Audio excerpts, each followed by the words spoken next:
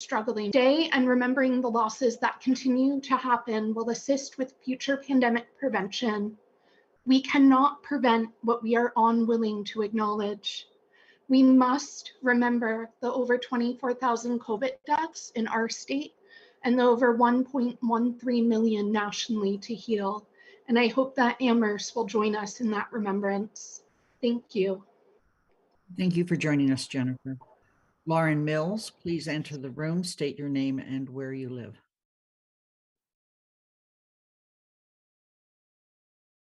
Yes, hi, good evening. Lauren Mills. I live on Long Meadow Drive, and my son would like to make a public comment. My name is Jemai Proctor. I am a 7th grader at the Amherst Middle School. I like soccer, football, and I am currently playing basketball. I would like the town to consider plans for a youth center for kids like me, a youth center that is a place to build relationships, mentorship, and friendships. Through sport, culture, and recreation, life is not a game or a gamble. When youth are supported academically and in their goals for the future, sports can teach us a lot about life and ourselves, and when mistakes and obstacles come not to, we need the town to use the fund that we set aside for center to be used for that purpose. Thank you. Thank you for joining us this evening. I see no other hands for public comment. And so at this point, public comment is closed. Athena, it's still not time, right? I have 6:15 now, so we can go ahead with the Okay. public hearing if you'd like. Right. Is there anybody from Eversource with us?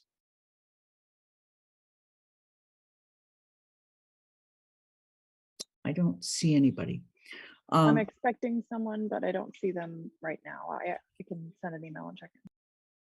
All right. Given that, I'm going to go on to the consent agenda.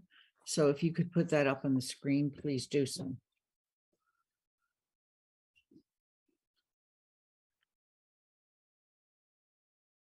Mandy Jo, you have your hand up. Yeah, the consent agenda includes the petition.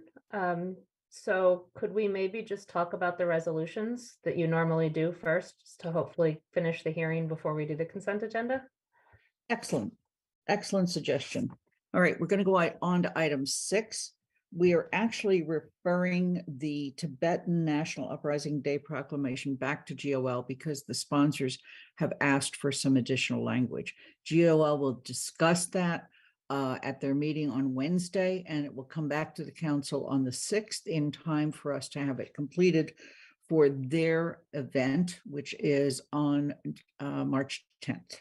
So with that, we're going to go on to the other one, which is relevant to one of our speakers this evening, and that's the COVID-19 Victims and Survivors Memorial Day resolution.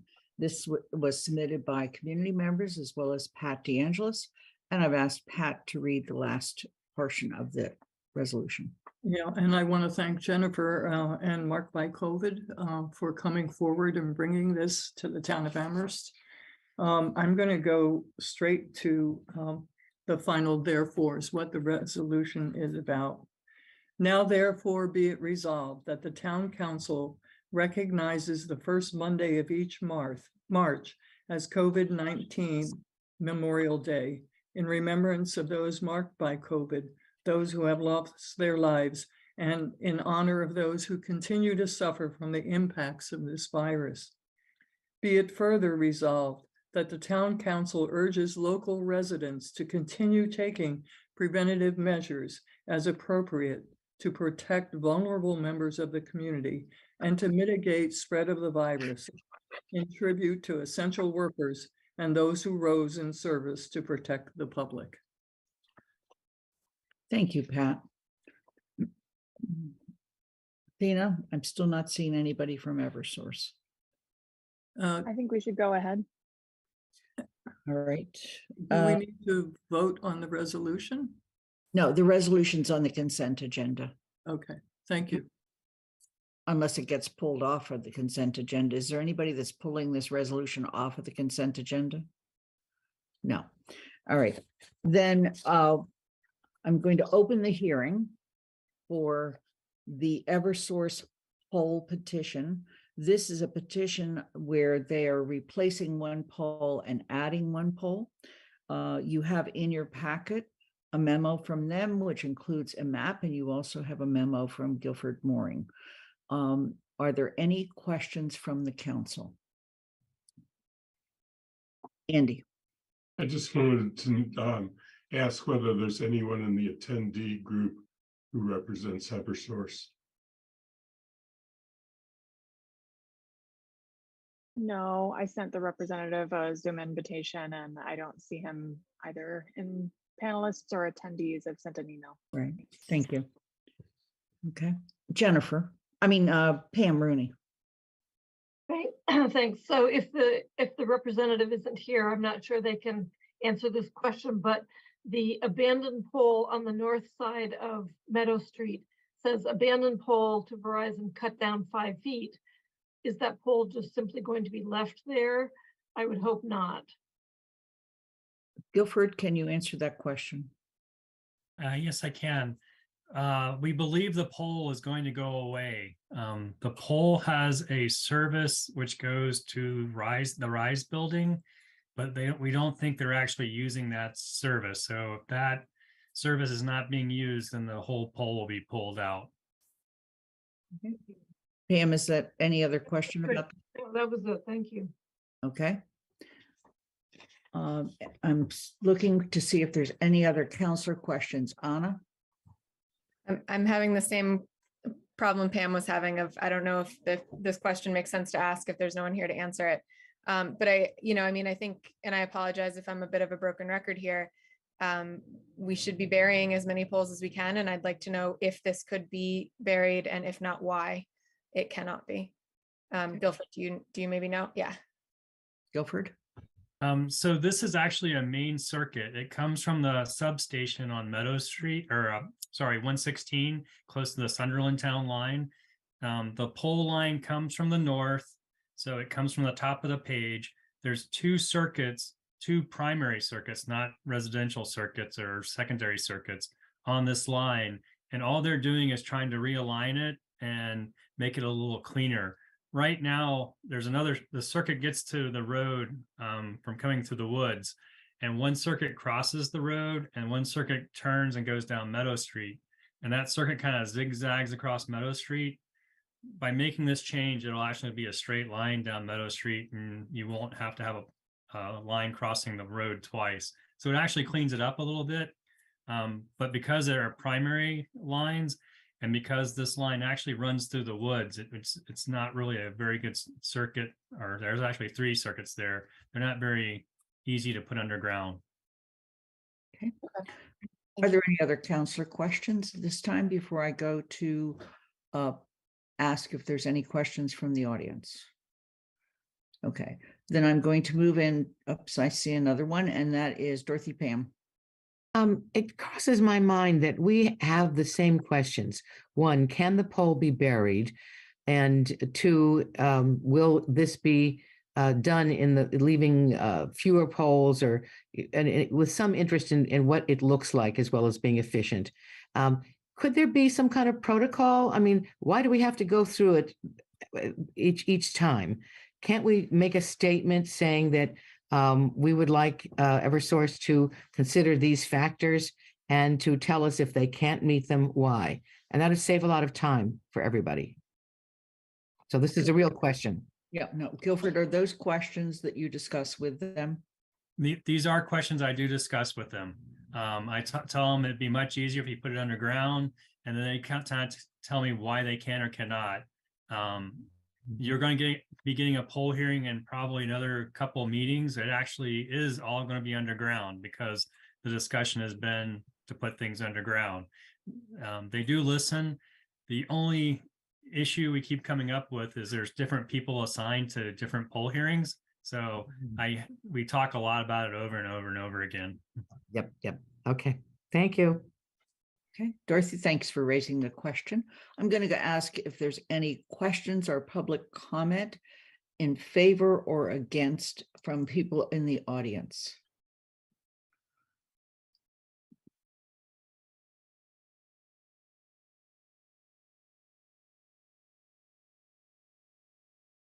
I'm seeing none, and I'm going to come back to the council one more time. Any further questions?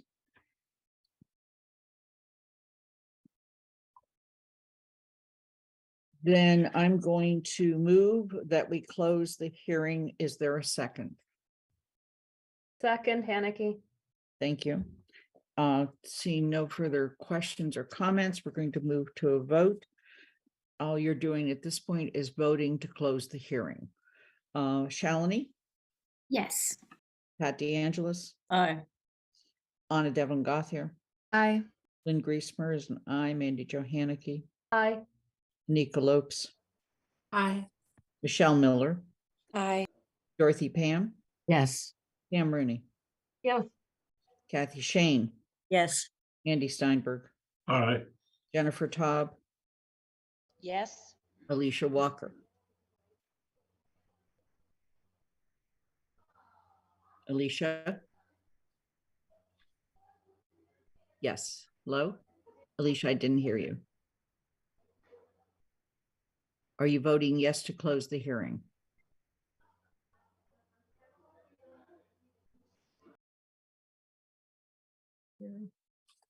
Alicia, can you hear us?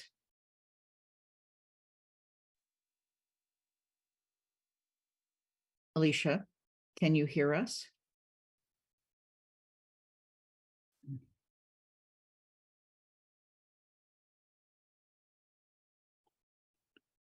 All right, Alicia's dropping out and trying to come back in.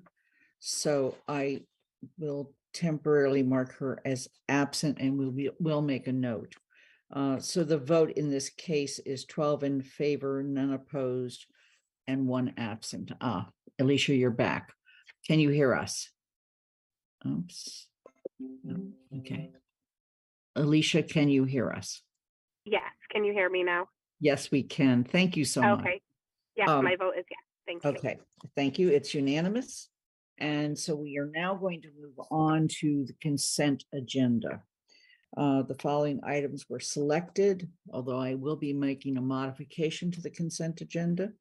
They were selected because they were considered to be routine and pass with no controversy. If you would like to remove an item, please raise your hand after I go through the items, and then we will decide, and then we'll have, I'll redo the motion. So to move the following items in the printed motions thereunder and approve those items as a single item. First of all, remove the adoption of 6A, the Tibetan National Uprising Proclamation. At the same time, I also want you to remove all of the minutes at 11A to E.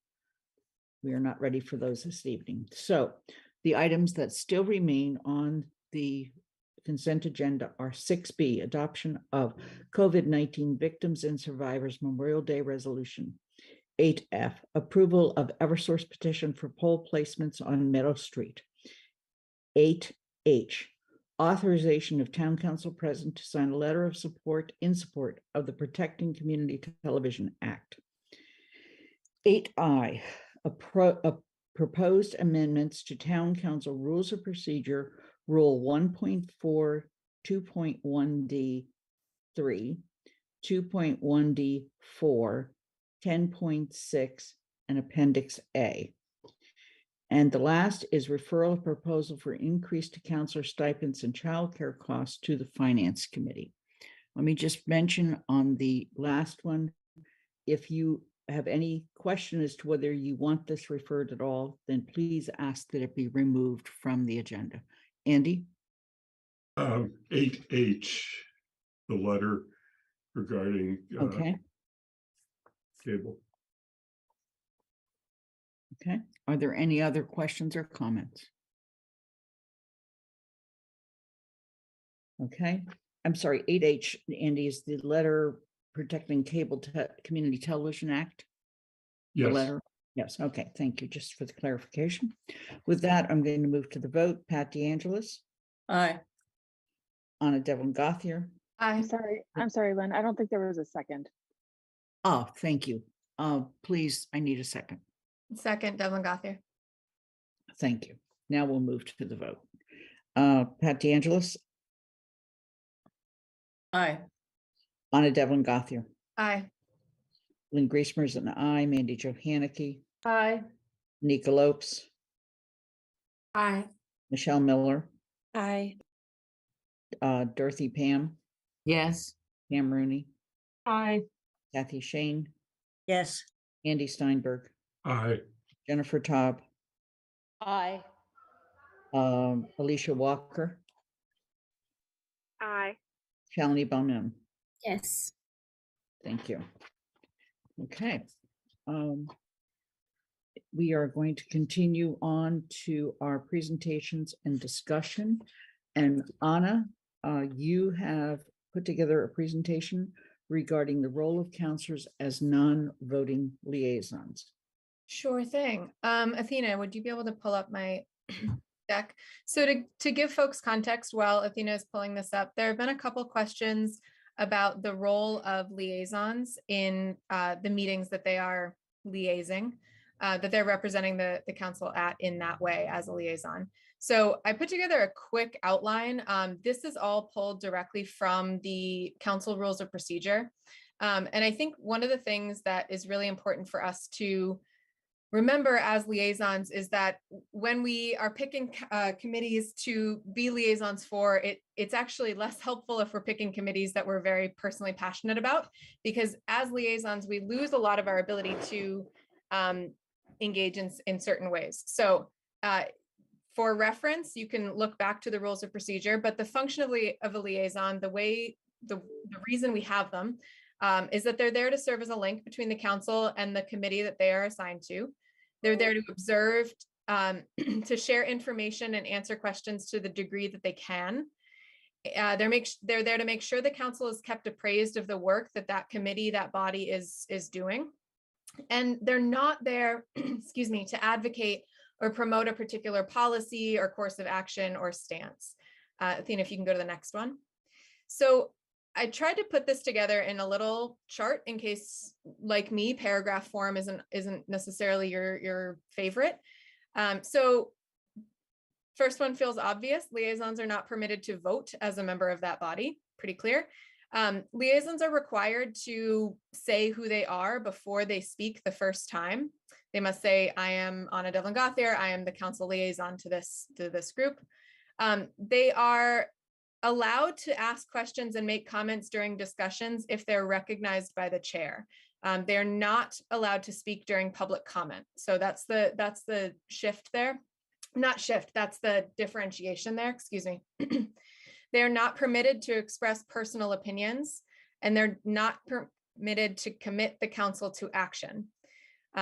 They also are only allowed to speak if the chair asks them to. So to clarify this, Athena, if you can go to the next one even more, I thought it might be helpful for us to look at what non-liaison counselors can do if they are attending a meeting of a different public body versus what liaisons can do. So liaisons may share information and answer questions if they're asked to.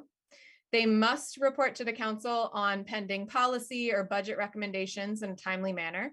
So you have to come back to us, and if your committee is working on budget recommendations or policy recommendations. They may not advocate or promote a particular policy or course of action. They must identify before first speaking, may not speak during public comment, and may not express personal opinions. Those are things that apply just to the liaisons. Both non-liaison counselors and liaisons may not speak on behalf of the council.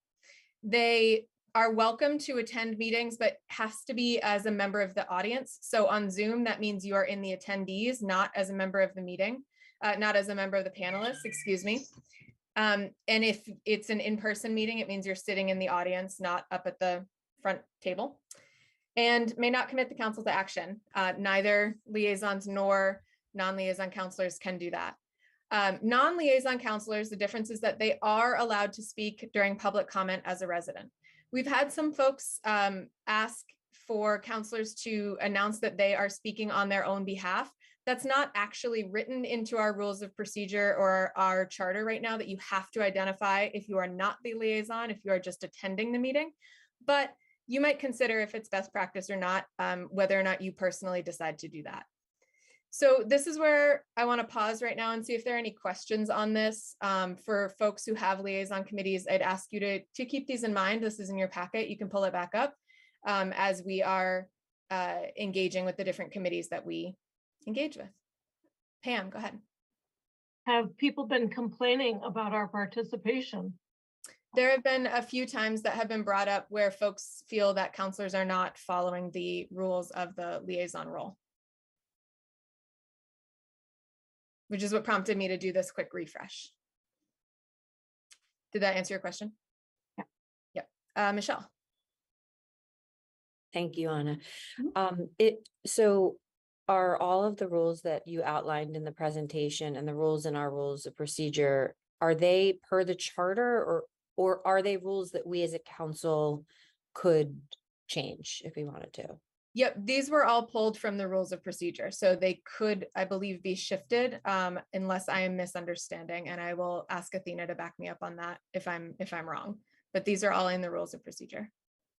Yeah, I saw them in the rules, and there is a reference in the rule on liaisons to the charter, but I tried clicking on it and it didn't take me anywhere. So I think it's good to distinguish between what the charter requires, if anything, on this, and what we have control over within our body to change if we wanted to or discuss changing.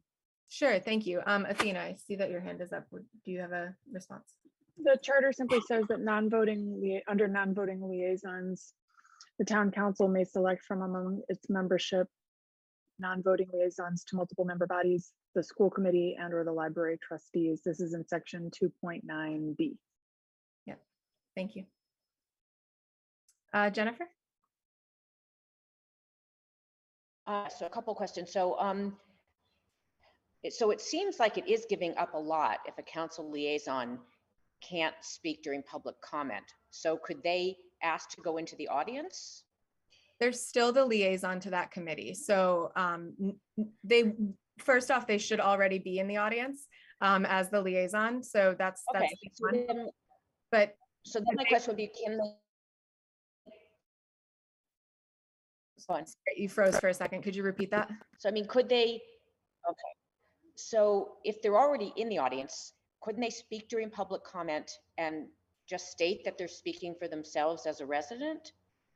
My interpretation of the rules that say liaisons may not speak during public comment would be no. That they are there as the liaison, that they can't necessarily switch back and forth. So that would be my interpretation, because it pretty clearly says liaisons may not speak during public comment in the rules. But again, those are rules that people can bring forward to be changed if they feel that that's inappropriate. Okay, thank you. But as of now, that is the rule until changed. And then if we want to, I'm sorry. No, would it be referred to GOL if we wanted to, so that would be for another matter to have a discussion. I don't know if it's at a retreat, if we wanted to revisit this.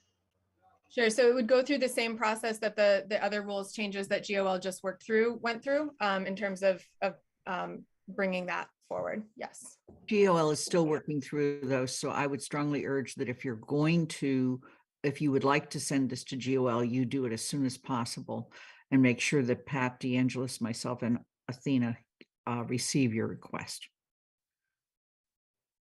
Okay. Thank you. Andy?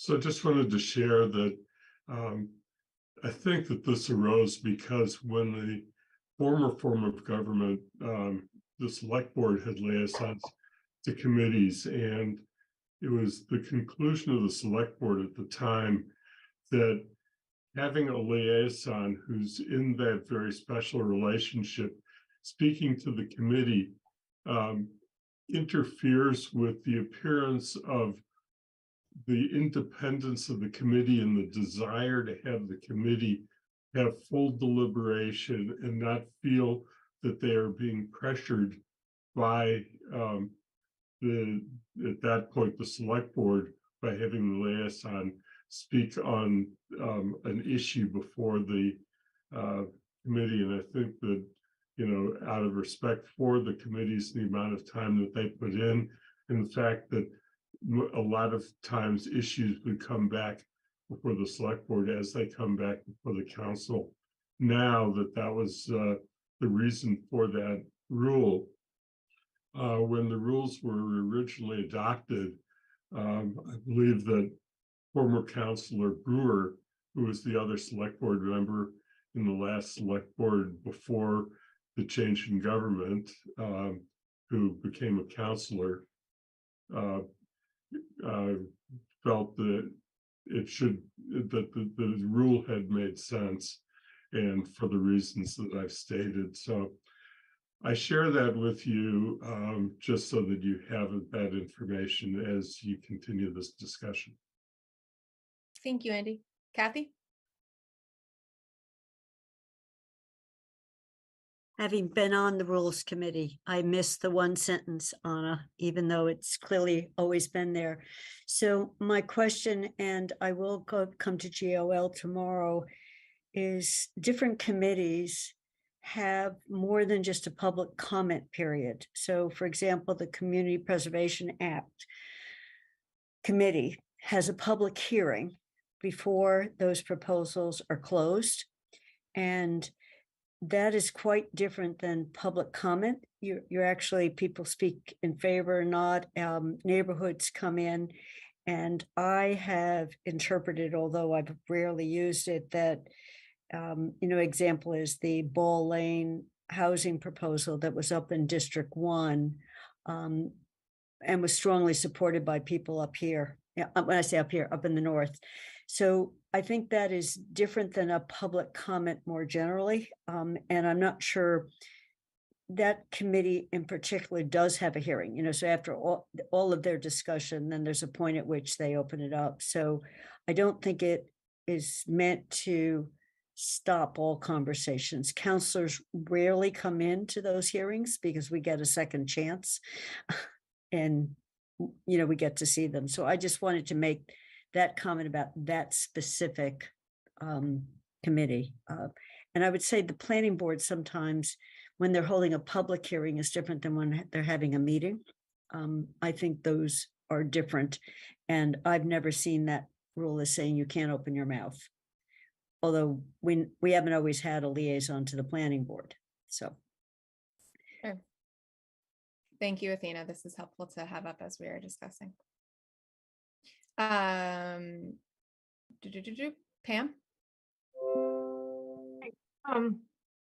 Have you in this reminder and refresher for us as town councilors, have you already thought about refreshing and updating the chairs of these committees that we're talking about? Because I think it would be appropriate if they knew that we are actually able to raise our hand during a discussion period, not necessarily a public comment period, but it would be helpful for them to know that when one sits with one's hand up for 20 minutes, during a conversation, that in fact the liaison might want to say something. And that would be helpful, I think, for the chairs to understand as well. Yeah, I think that's a really good idea. I think it's something I'm happy to share this with committee or share it with Paul to send to chairs of committees with liaisons. I think that would be really helpful. I also think it would be good practice for us as liaisons to share it with the chair when we start to in the beginning of that year-long appointment. But yes, that's a great suggestion. Thank you. Any other questions on this? Dorothy? So I'm interested in what problem you're trying to solve with this. It seems as if you're saying, I would think maybe you should just hire secretaries and send them and bring a paragraph back. Why would you want a town councilor to attend a meeting at which when they're asked by committee members, they're not allowed to answer or to give an opinion.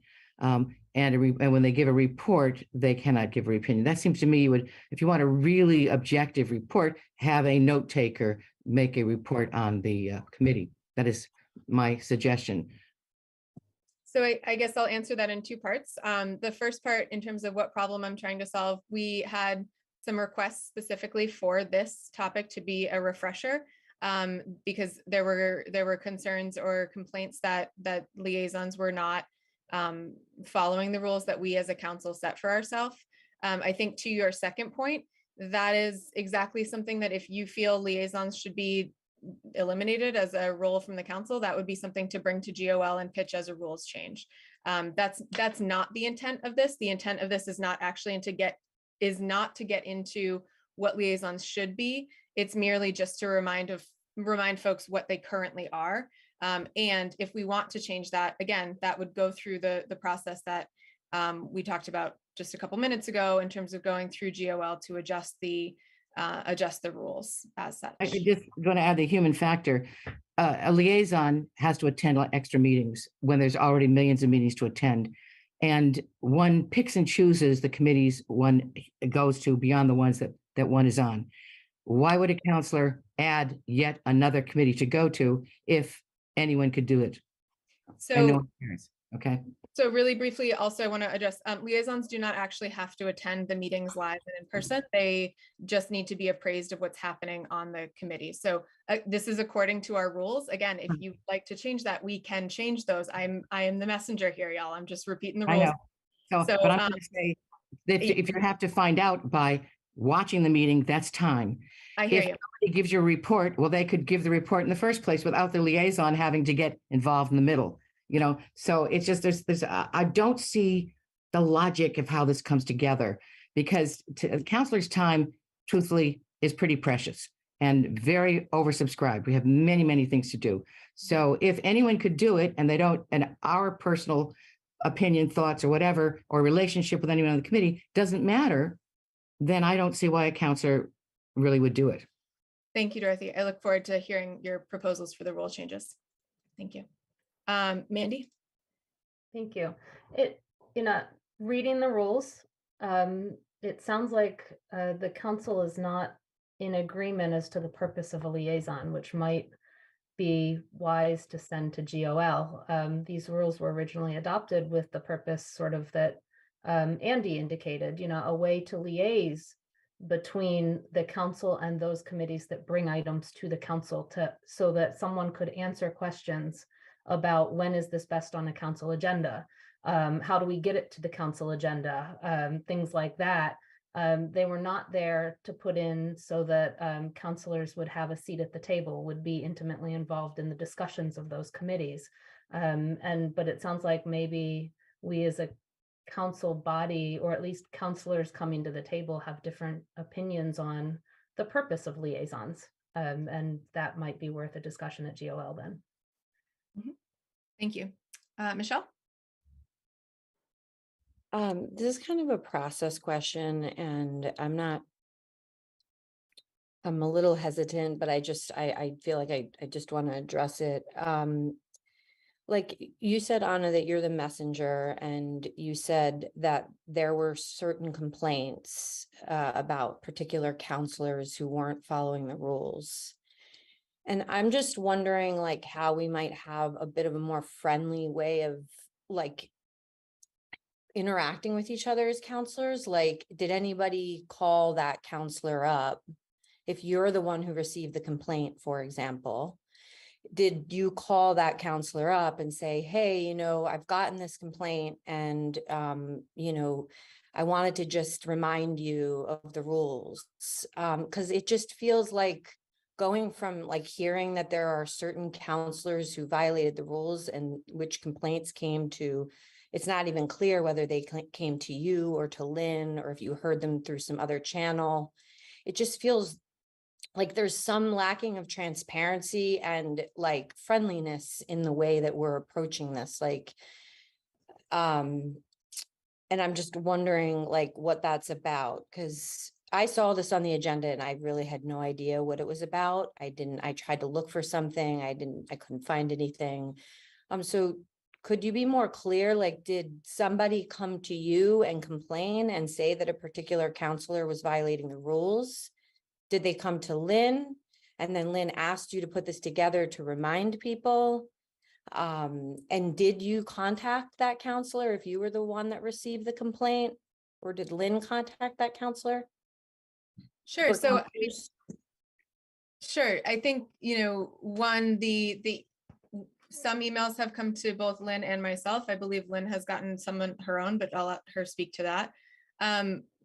Honestly, this might be just a difference in our perspective and understanding of what's friendly or not, but I thought a rule refresh for everyone was the kinder option, versus telling somebody that they had been, had received there were concerns specifically about their conduct. I thought that reminding all of us, and I think based on the number of questions, it seems clear that a refresh might have been helpful for more than just one or two of us. So for me, the opportunity to bring this neutrally as a reminder of what the rules are to the council, instead of even privately having a call out of one person, felt like the kinder option, and felt like the more of the leaning into the learning opportunity from this. But that, again, is my perspective. And if folks would prefer these be handled differently, that's fine. I think that that's where the person, yeah, I guess I'll end it there. If I could just respond. Oh, go ahead, Lynn. Oh, the confusion is not just what is your role as a liaison, but it is what is your role as a counselor if you attend a meeting and you want to make public comment. And so this was an opportunity to look at both sides of that one. Are you in the meeting as a liaison? And if you are, these are the guidelines we go by. If you're in a meeting and you're there as in the audience and you make public comment and you're a counselor and you say, I'm so-and-so counselor from such and such, and I'm making public comment as an individual resident, not on behalf of the council, that's also your privilege. So it's a way of clarifying this. We actually usually do a clarification of liaison positions once a year. We did provide something in the packet when we did do the liaisons just back in January. And much of this has occurred since then. So it's not just issues of liaisons, it's issues of what can counselors do or not do at other committee meetings. And it's not. I just want to respond. I appreciate the refresher. It's not that I don't appreciate the refresher, and I don't think, I think that the refresher is good to do. It just seems like there's something between what, like, the origin. Okay. Michelle, I'm wondering if you could just give me it. Okay. I mean, there's no conspiracy here. It's a refresher for all of us. Okay. Sorry, can I'd like to just hear Michelle's question. I didn't think I caught it. I mean, I that's okay. Okay. Shalini? Yeah, I think it was really helpful to me to understand this presentation, even though I'm not a liaison. So I was actually going to say thank you for a very beautiful presentation, which I think all of us agree that's not the disagreement here, but I just wanted to thank you for making that.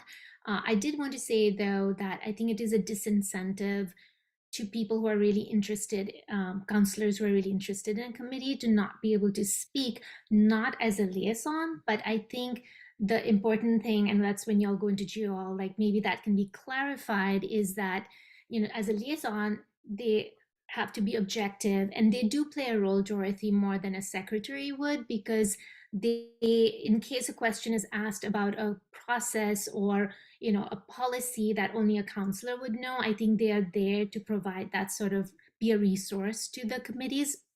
But then if they do want to make a comment, I think the ability to step back and be very clear that I'm speaking as an individual of the, whatever that language is, I think so that option should be made available. Thank you. I think, yeah, again, I would encourage folks who have, I look forward to seeing this discussion at GOL. It seems like there are a lot of changes folks would like to see. Alicia.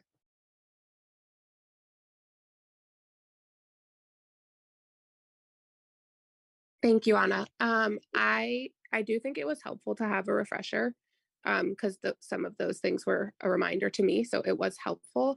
But I also think it might be helpful to establish some sort of process because I think a specific counselor might want to know if someone is complaining about their actions. I know I personally would want to know if someone had an issue with something that I was doing. And so maybe there can be a process for which that person can be notified if there are formal complaints being made to the president and the vice president about a specific counselor. I think that would be important for them to know. Yeah, and I think that could be possibly worked into the rules as well, if that were something that people wanted to see about violations of the liaison rules or something. Michelle? I'm sorry, I just want to, I think clearing the air on this is really important. And I feel like there was just a harm done, and I just need to address it. And Lynn, I feel like you suggesting that my question was somehow a conspiracy theory is so deeply upsetting. I don't know at all.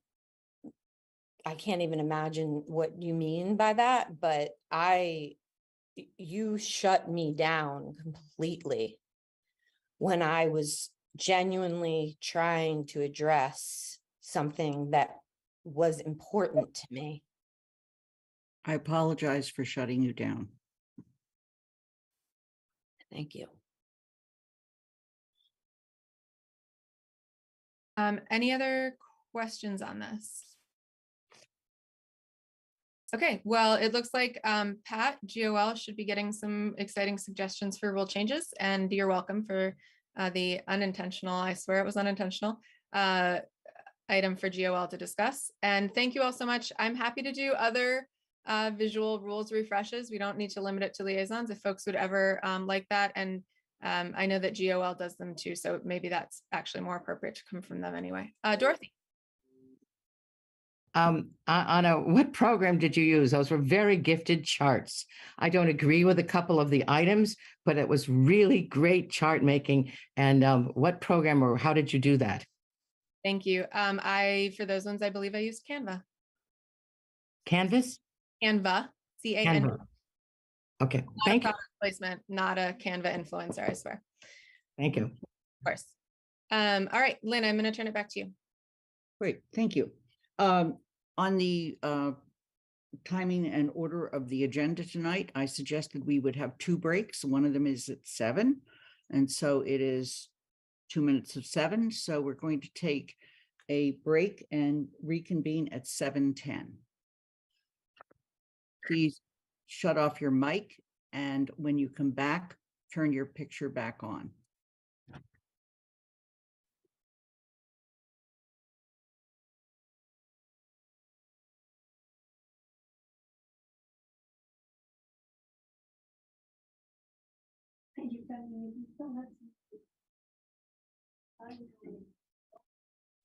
Please shut your mic down.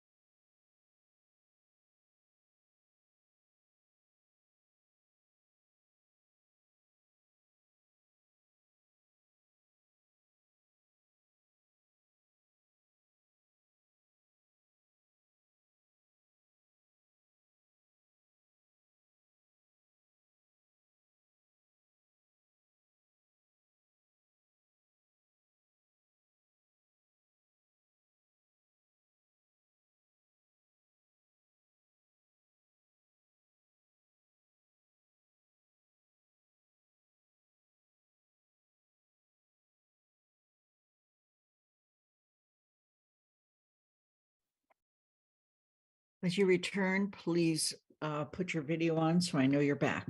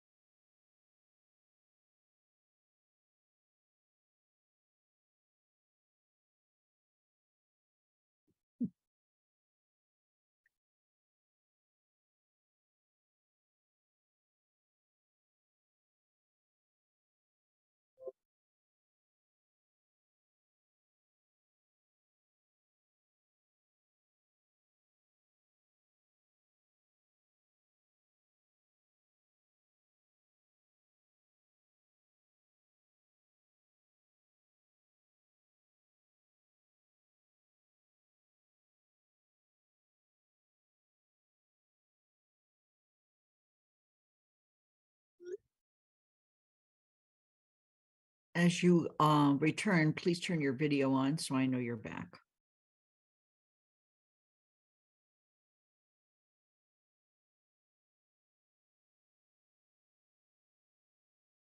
And Dorothy, I think your hand is up from the past discussion.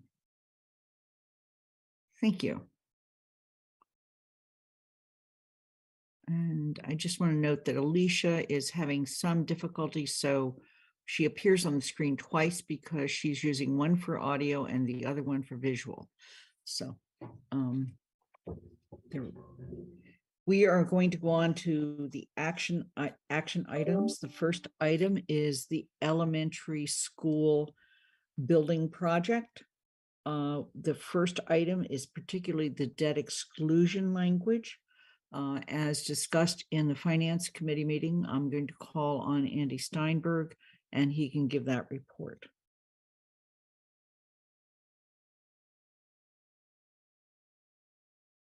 So I really don't particularly want to say a lot because we did a lot of work on writing the committee report, and I'm assuming that everybody get a chance to read it and ask questions. I think that the basic point that we came up with regarding the language is actually already presented to us at a prior meeting by the town manager and the finance director. That is that the statute that establishes the procedures for debt exclusion and is very clear as to what the language is, and to the extent that it has some pieces that need to be filled in, that the Mass School Building Authority does that and is very specific about what they are looking for. And the discussion at the committee meeting was about things we wished we could have as additional, because we realized that this is highly technical language, but we cannot put anything on the ballot. And we determined that in addition to not being able to say anything on the ballot, that a yes vote means this and no vote means this, that we can also not produce anything and have it distributed within the same zone for distribution of literature that would apply to a candidate. And so it's really, we have to rely on the campaign format and what we do in educating voters before the election. So I think that is the best quick summary I can give. Thank you. With that, I'm going to put a motion on the floor, seek a second, and then see if there's any other councilor questions or comments. We move that the town council vote to place a Proposition 2.5 debt exclusion question on the May 2nd, 2023 town special election ballot for Amherst voters, which reads, shall the city known as the town of Amherst be allowed to exempt from the provision of Proposition 2.5, so-called, the amounts required to pay for the bonds issued in order to construct, originally equip, and furnish an elementary school on the Fort River site located at 7 Southeast Street, Amherst, Massachusetts, including the cost of architectural design, project management, demolition of the existing building, and other necessary site improvements, and all costs incidental and related to thereof. The ballot would then also say yes or no. Is there a second? Second, Devlin. I'm sorry, who? Anna, you said it. second. I think Pat also said it. I'm not sure. Okay. Go ahead, Anna, it's fine. Thank you. Are there any questions or comments with regard to this particular motion?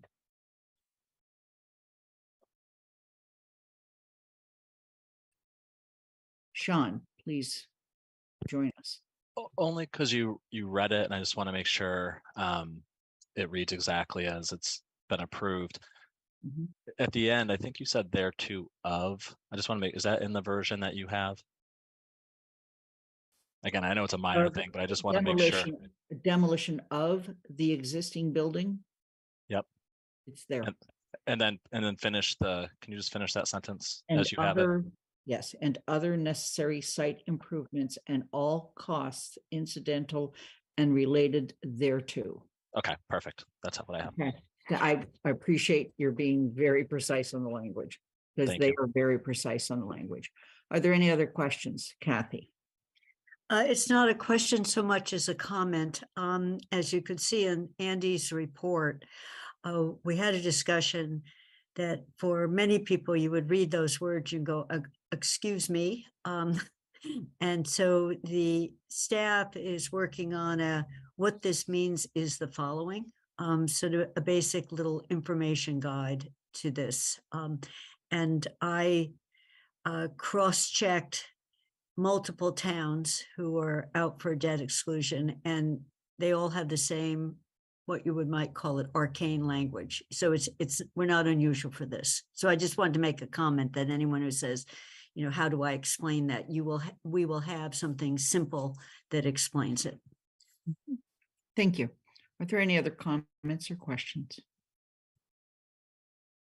I just want to note that there's 14 people in the audience at this point, in addition to those of us on the screen. With that, I'm going to move to the question. And in this case, the question is, are we placing this question on the ballot on May 5th as we checked the wording? Okay. I'll begin with. And you said May 2nd, yes? I'm May 2nd. Did I say May 5th again? May 2nd, May 2nd, May 2. Thank you. Okay. I'm going to begin with Anna Devlin Gothier. Aye. Lynn Griesmer is an aye. Mandy Johanicky. Aye. Anika Lopes. Aye. Michelle Miller. Aye. Pam, Dorothy Pam. Yes. Pam Rooney. Yes. Kathy Shane. Yes. Andy Steinberg. Aye. Jennifer Taub. Yeah.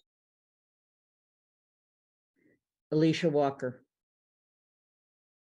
Yes. Shalini Baumilne. Yes. Pat DeAngelis. Aye. It is unanimous.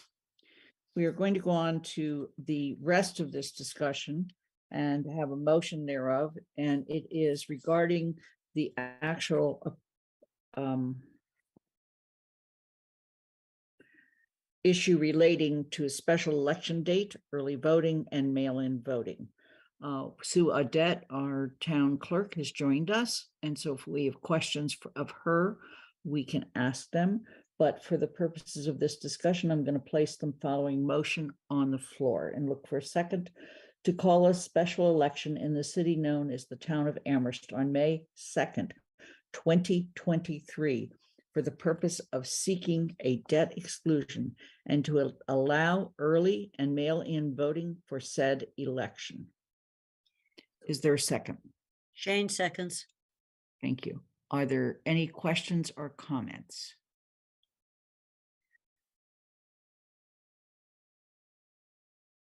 Let me ask Sue, in the past, we've usually had early voting on the 5 days before, in the week before. That usually ends on Friday. And there's also usually been one evening, I believe it's Thursday, that we've been open till around 8 o'clock. Is that your intention? No, actually, the Board of Registrars recommended 4 days, a Monday through Thursday, normal business hours, which is what the law states that we have to do. It's changed multiple times throughout the years, so it depends on what the last day to register to vote. I think that's what you're referring to, and that's when we would have been open until 8 o'clock, but that has changed to 10 days before elections now, which always falls on a Saturday. So those don't line up any longer. So basically, the law just states that we do it in the town clerk's office during normal business hours, which is what the Board of Registrars stuck with. But So just Monday. Will you be using the small meeting room down the hall from town clerk? Yes. Yeah. Okay. Yeah, And the voters are pretty familiar with that location. right, and signs can be posted outside. Yeah, as usual, we would do the normal thing. Yeah. Are there questions of Sue or anybody else regarding this motion?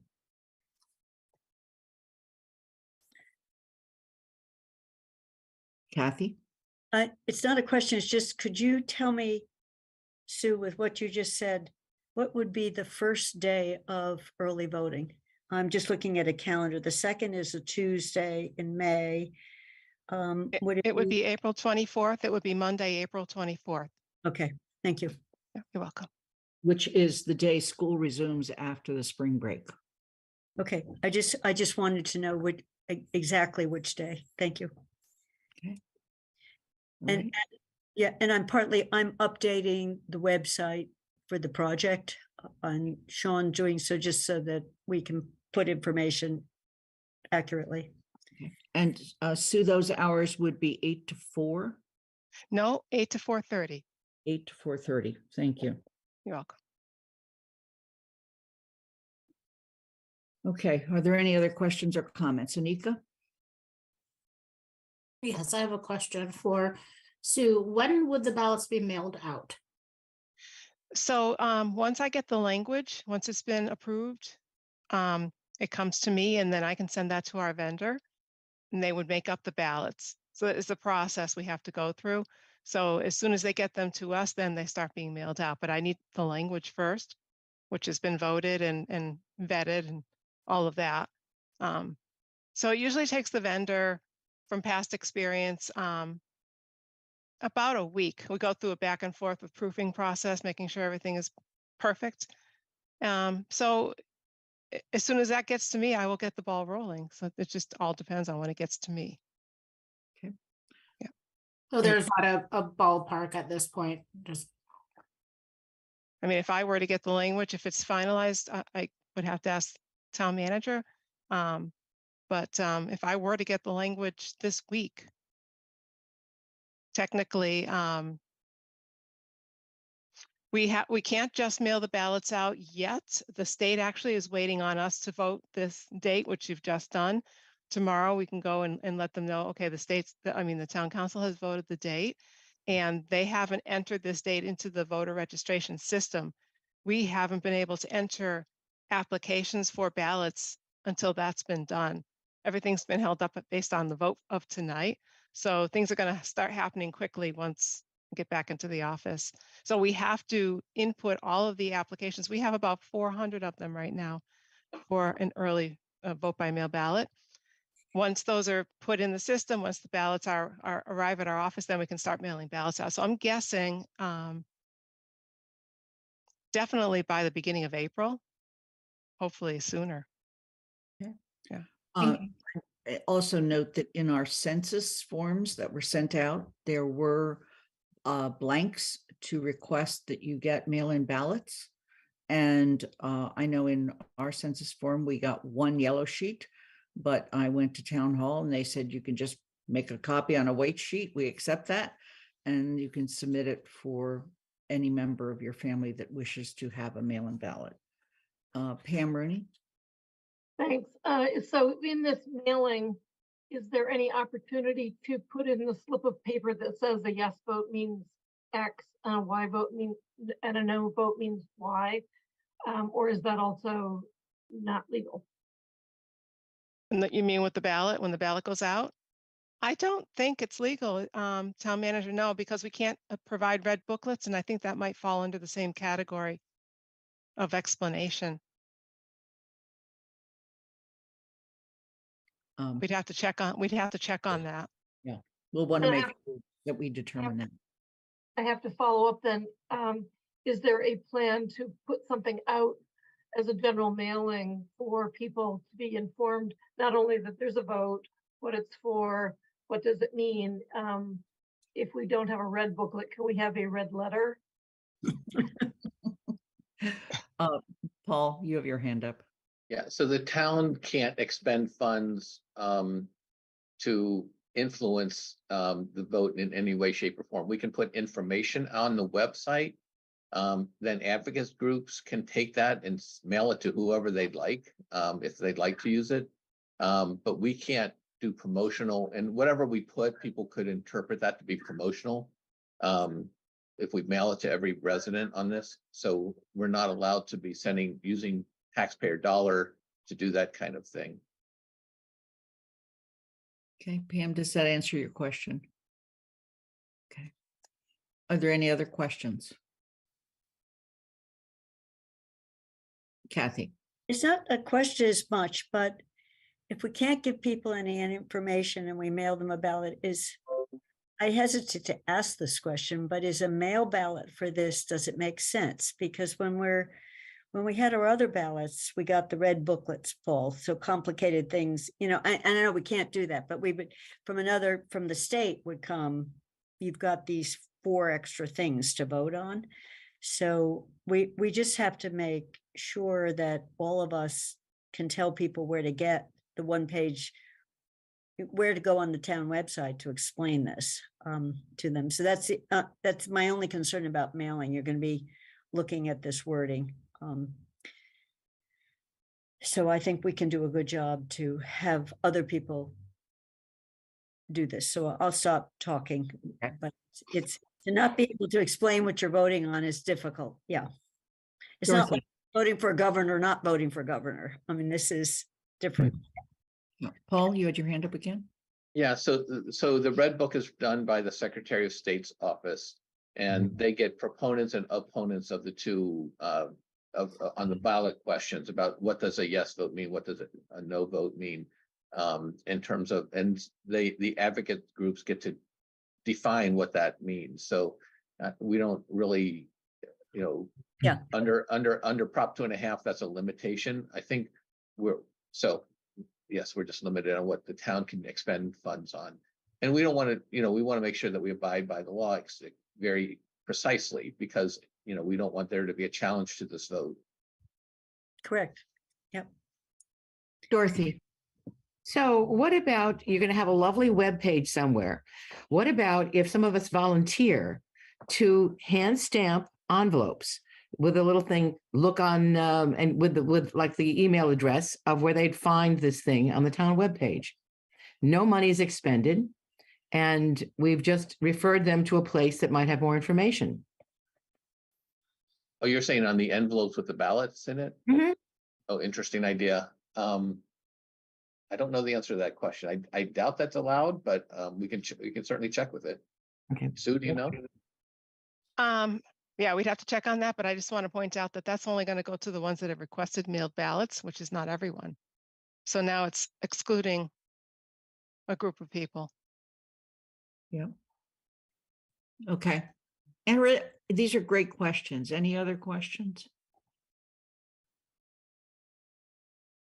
Okay, seeing none, I'm going to move to the vote.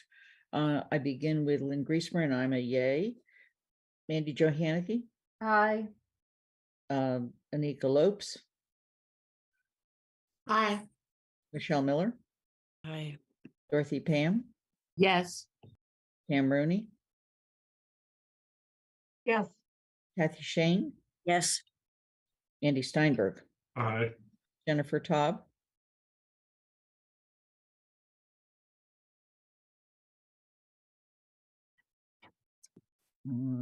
Jennifer, can you hear us?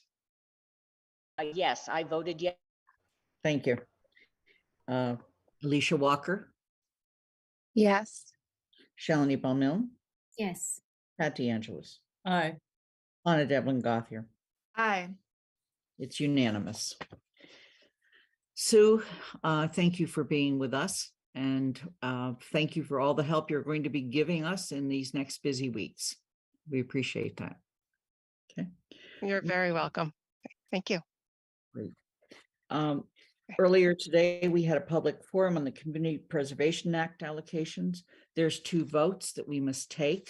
We'll put those motions on the floor. We'll put one motion on the floor and then look for a second, see if there's any discussion, and proceed with the next one. The first motion is in accordance with Charter Section 5.6, having been published on the town bulletin board for a minimum of 10 days on February 13th, 2023, a public forum held on February 27th, 2023, and having been reviewed by the Finance Committee report of February 27th, 2023, to adopt Council Order FY 24-07A, an order appropriating the FY 2024 Community Preservation Act budget as shown on page 13 to 14 of the motion sheet. Is there a second? Second, Rooney. Thank you. Are there any questions or comments?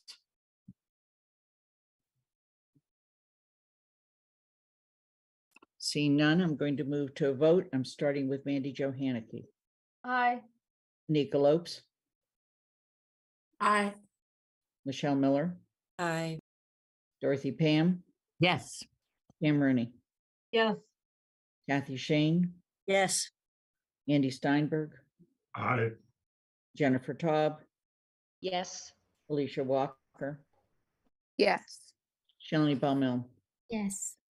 Pat DeAngelis, Aye. Anna Devlin Gothier, Aye.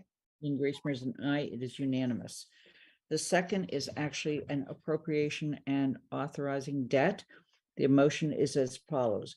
In accordance with Charter Section 5.6, having been published on the town bulletin board for a minimum of 10 days on February 13th, 2023, a public forum held on February 27th, 2023, and having been reviewed by the Finance Committee report of February 27th, 2023, to adopt Council Order FY 24-08A, an order appropriating and authorizing debt for the replacement and improvements of the Fort River School fields under recreation as shown on page 15 of the motion sheet. Is there a second? Second, Rooney. Thank you. Are there any questions or comments? Mandy Jo. Just 2. The first one is there seems to be a hanging and I'm not sure if we're missing something wording wise at the end of the now therefore. And then the second was, I thought the CPA committee recommended this contingent on the debt exclusion passing, but I see nothing in the order that has that contingency. So I'm curious if we are voting it without that contingency, or if we want that contingency, and if so, where do we put it in this order? Is Sean with us still? But I can answer too. Yeah, I'm still here. Sean, go ahead. I'm looking for the order just to see if there's anything missing. In regards to the contingency, we spoke about that with a finance committee, and we consulted Sonia, who put the order together. And this is sort of a common thing that comes up, which is there's a memo that goes with the order that describes the order, and in there talks about the contingency. And I think the CPA report itself may even specify that there was a contingency.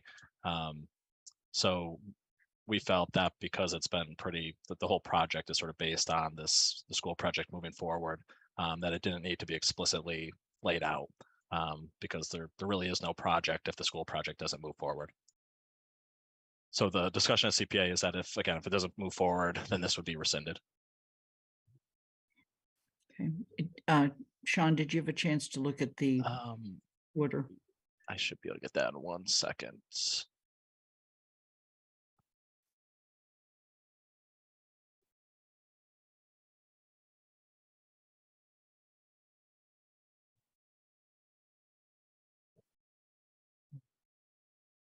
Give me one more minute. Kathy? Yep, Mandy, I asked the same question in finance and I didn't go back and check it, but I was told that we did the same thing with the Jones Library, that in the CPA wording, it was clearly contingent, but in the order, it was just the money. So it's linked to that allocation that they've made. Because I had also asked why don't we have a contingent in here, and was told we didn't need it. Mandy Jo? I thought we added it into the order, or at least a reference to the memo into the order, because I worry if we read our motion just says adopts the order. It references no memo, no nothing other than the order, and the order doesn't talk about the memo. The order doesn't talk about anything. And so I thought with the library money, we had put something in the order that referenced the contingency or the memo that had the contingency in it.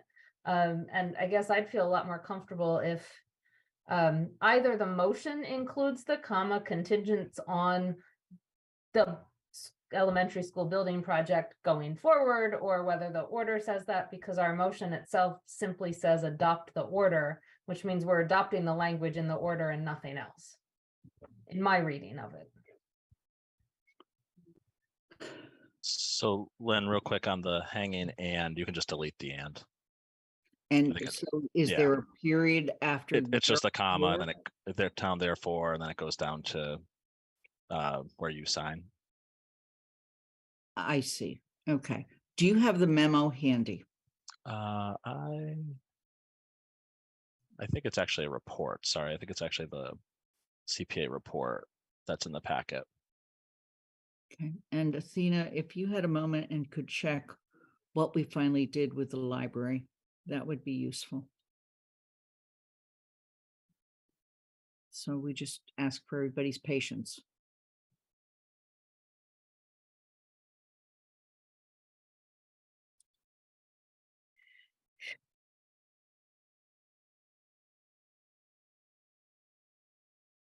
So, Lynn, in the report under this project, it says the funding recommendation is contingent upon town residents voting to pass the school debt exclusion override later this spring.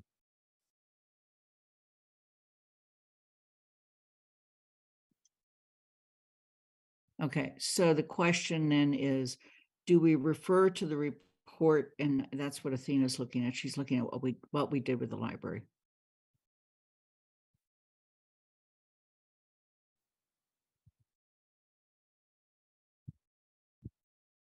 This is actually the report for the library.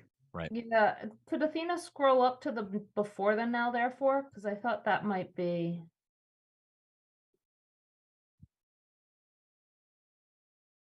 Okay.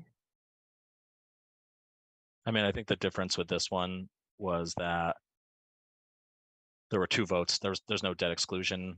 I mean, that's one difference, is there's no debt exclusion as part of the library project. So the funding sort of happened right after this vote. It either happened right before or right after. I can't remember the order that these votes were taken in, but there wasn't as much really contingency as it related to that vote. And Athena's now showing us the vote.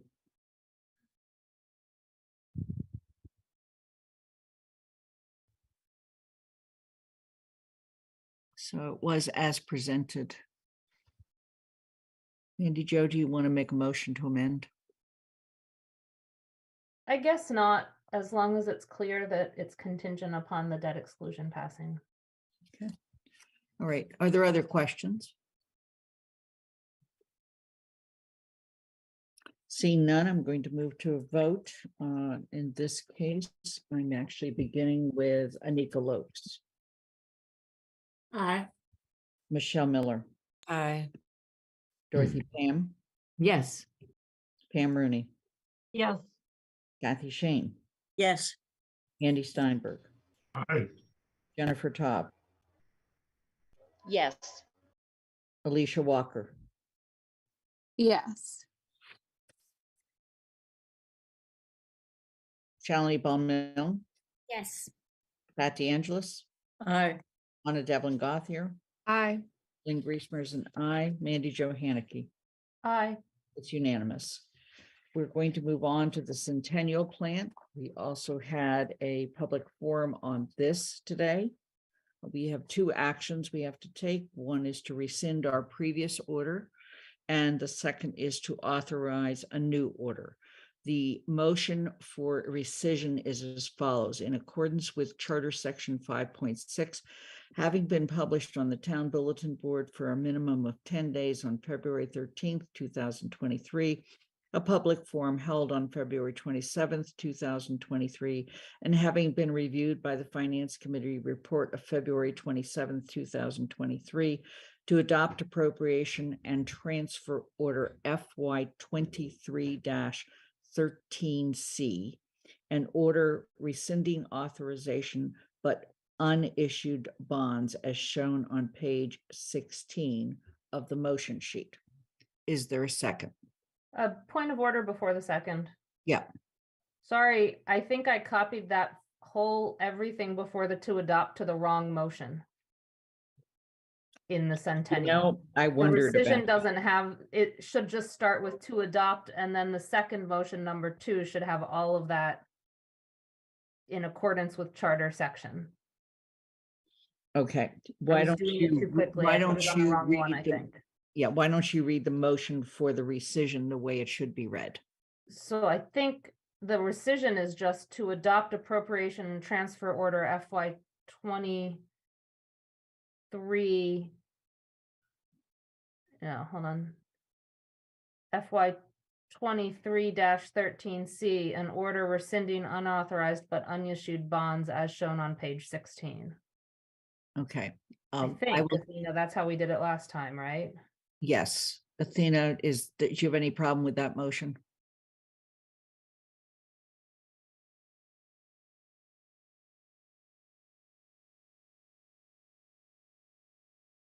Athena? Nope, that motion is fine. Okay, then I second that motion. This motion that we're dealing with now is merely to rescind the previous financial order. Mindy Jo, you have your hand up. Okay, are there any questions regarding the rescission of the previous financial order? Okay, in that case, I'm going to move to Michelle Miller. Aye. Dorothy Pam, Yes. Pam Rooney, Yes. Kathy Shane, Yes. Andy Steinberg, Aye. Jennifer Taub, Yes. Alicia Walker, Yes. Shalini Bell-Milne, Yes. Pat DeAngelis, Aye. Anna Devlin Gothier, Aye. Lynn Griesmer is an aye, Mandy Jo Haneke, Aye. Anika Lopes. Aye. Thank you. It's unanimous. Okay, Mandy Jo, I'm going to have you make the next motion since. Okay. I apologize for having put it into the wrong spot. So in accordance with Charter Section 5.6, having been published on the Town Bulletin Board for a minimum of 10 days on February 13, 2023, a public forum held on February 27, 2023, and having been reviewed by the Finance Committee report of February 27, 2023, to adopt appropriation and transfer order FY 23-09A, an order approving and authorizing borrowing to fund capital projects bond authorization as shown on page 17. Second, is there any question? This is the actual authorization, and Sean explained the various pieces with all the financing and the loans and the forgiveness during our public forum. And We hope this is the end. Pam Rooney. So this is not, are we going to go with level principal or level payments? That's not the conversation right now, right? That's No. correct. Sorry, go ahead. Sean, go ahead. No, so with the state revolving fund, we can still pick which option we want to go to, or at least submit our preferences to the state, because they will take that into account when they structure our loan with them as well. Again, because of the higher costs and the higher interest rates, we're probably looking at the level payment option to moderate the increases in any 1 year. But again, that's ultimately a decision of the town treasurer and the town manager. Okay. So Pam, at did what, yeah, so at what point do we have conversations about the costs that are projected for that? I was looking at the percent that's being charged for the engineering fees, and they seem really high. They're like almost 7.5% of the construction. And I don't know when when do we actually decide what the amount is that we're appropriating? So this order is appropriating the full amount of the project, both for construction and for design and engineering. Engineering, at least in my experience, is typically between 9 and 11% of construction costs. That's sort of the rule of thumb. It's at times fluctuated higher than that. I think now it's maybe fluctuating on the lower side because construction costs has gone so far up. But generally around that 10% is what we look at as a benchmark for design and engineering costs. But the appropriation in front of you is for everything. Okay, but we're only talking about construction administration.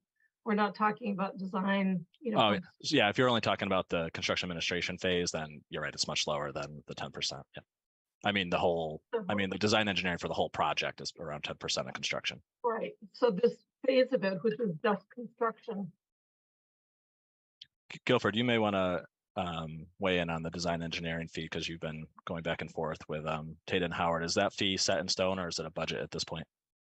So the fee that you see in the appropriation is actually a not to exceed number. And we're actually still talking to them to get the construction oversight fees lower. And we have a couple of things we can do and the things we're talking about. But the SRF fund requires full-time construction monitoring. So that's why we have the number for full-time construction monitoring in this number here. And then we have the ability to adjust it down by either using our people or using their people and then actually reducing the number. But we've actually accounted for it for SRF, the state revolving fund. Wow. Okay. Thank you. It seems very high. Well, we're actually being told by some designers to look for 20% soon.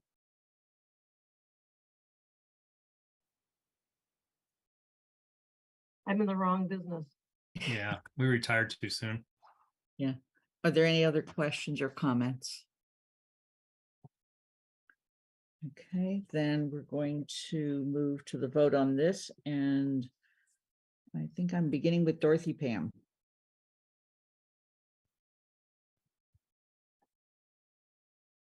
Yes. Pam Rooney, Yes. Kathy Shane, Yes. Andy Steinberg, Aye.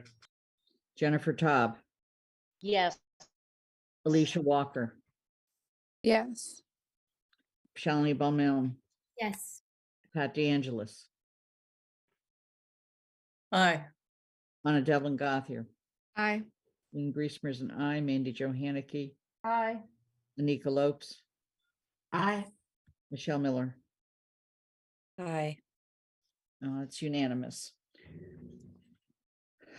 We're going to go to the water and sewer line ownership. And let me just introduce this, but let me just take one moment. You're muted. I know. I needed to ask that others in my household go off the internet because of instability on my internet. So Two committees in the town council have looked at, many committees have spent a lot of time on these.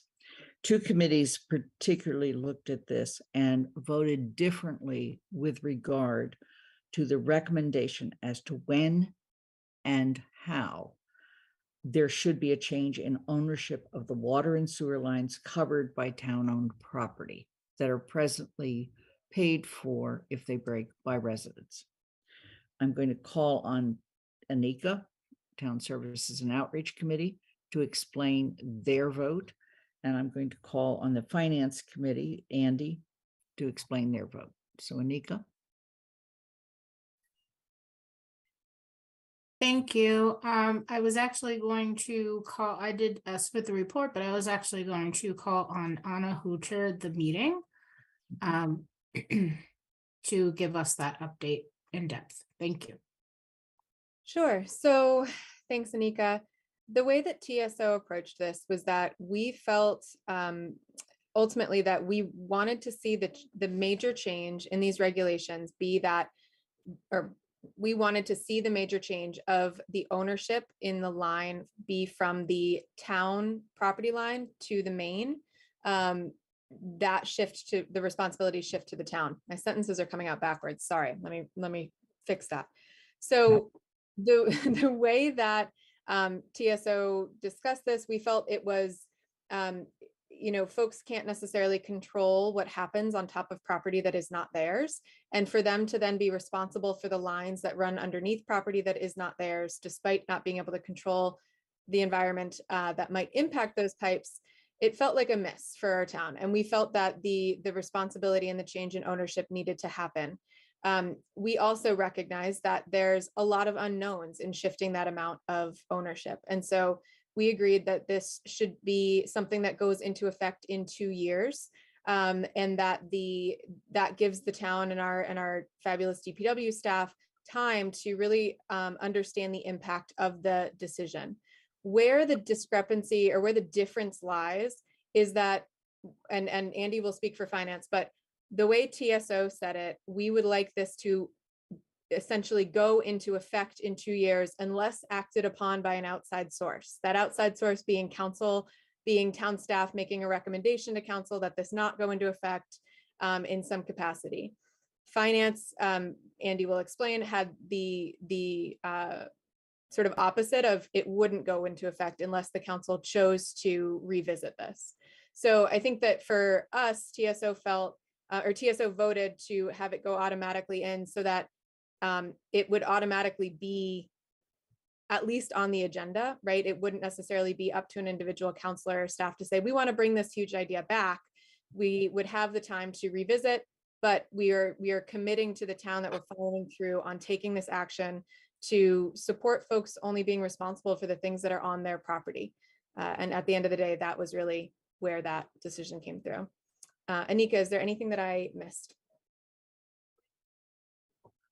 I think you covered it, and thank you for chairing the meeting in my absence. Thank you. Sure. And I also would like to just publicly and have the council do a little round of applause or ASL applause, whatever you choose, for Amy Rusecki, who has completely shepherded this through from start to finish. I can't even describe how much work Amy has done.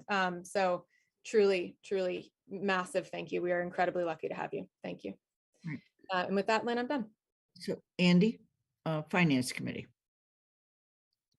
So I'm going to actually do 2 things tonight. I'm going to ask to be recognized later to say a little bit more from a personal perspective in support, but I want to try and limit the presentation I'll make now to be very brief because it was covered fairly thoroughly in the report, and give the major reason why we think that the appropriate action is to not enact the any change at this point. It's basically that the recommendation that we received from the town manager and actually it started with the recommendation from the finance director but has now been also recommended by town manager and the assistant superintendent of public works, is that there's a lot of information that is not presently available. The reason for the suggestion of a 2-year delay was because of the amount of information that is not now known. And that therefore, to take the step of saying we adopt it unless it's rescinded later seems backwards from where the idea that we need more information in order to make a knowledgeable decision. And it was on that basis that after this was gone through and we realized that there was a difference in the approach taken by the two committees, and it came back to the Finance Committee, and the Finance Committee, as reported in writing, basically felt that it was more appropriate to assure that there be a review by the council at the time after there's more information available, and that that was a recommendation that there was not a vote in the committee, change that recommendation, and we let the original recommendation stand. And I will say a little bit more by raising my hand after now that I'm completing this report. So the decision before the council tonight is not about approval or not of the bylaw or the regulations. It's merely about what it is we want Amy and Guilford and Paul to come back with. Do we want them to have this to happen on a date certain, July 1st, 2025, with the option that the council that's seated at that time could still change it? Or do we want to have it remain open and assume that in about 2 years, they would come back and there might be additional information one way or another that would determine whether or not the council wants to move forward with changing who owns what? So what I would like to do is not redo the debates in each of the committees, have people express their opinions, and then move to the vote. The vote, the motion, the way it's written, gives us the way of going one or the other option. So Andy, you had your hand raised. Yes, so obviously now you know that the two committees have taken different opinions.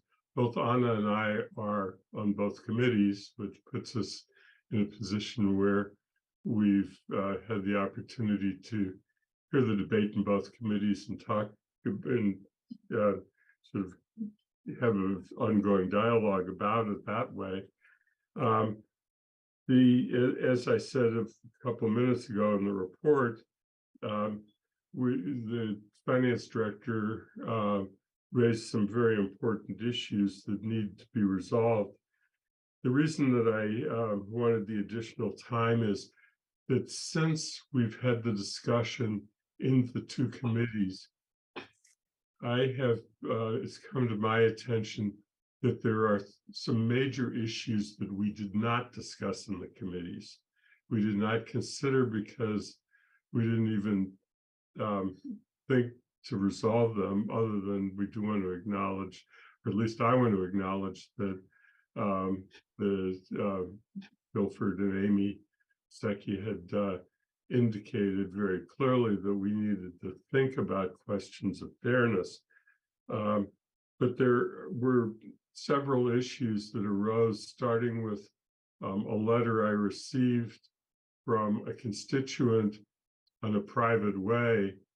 And she was pointing out that because she's in a private way, that it was not clear in the regulation that if there was a change in ownership, what the change in ownership would be, or whether there was any opportunity to for her if something happened to the line leading to her house, to know what benefit she would attain, yet she would have to pay the water rates. And she was raising whether it was equitable to require customers in the situation of people being on private ways, because the whole thing is worded about the ownership starts when the at the point of the private way, and there's a lack of clarity about that and what it means. But she would have to pay the higher water rates nonetheless. That caused me to think about two other situations that also raised similar questions that were not discussed in either committee. One being apartment complexes in apartment buildings, because we know that the rule was tied to where the meter is and where the box is, and Amy or Guilford can explain this a little better than I can, but it's unclear as to what happens with apartment buildings, because the way that it is arranged, and that there's at the same time lack of clarity as to whether if there's sub-metering and there's direct payment of water bills or sewer bills by the residents, or if it's absorbed somehow into the rent, that they're still paying the increase, but it's not clear that they would benefit. The third group is that we have residents who don't live in Amherst. We serve some people in Pelham and some people in Leverett with either water or sewer, or both, I think. But in any event, there's a lack of clarity as to whether they gain any benefit, but they would pay higher rates. And so that there's a whole group of issues that was not even considered by either committee. And if we want to make sure that the next council, because it won't be this entire group, some of us probably are not going to be involved, no, will be new counselors, and but whether that's true or not, that it is important to assure that there be a full and complete investigation and discussion at the time.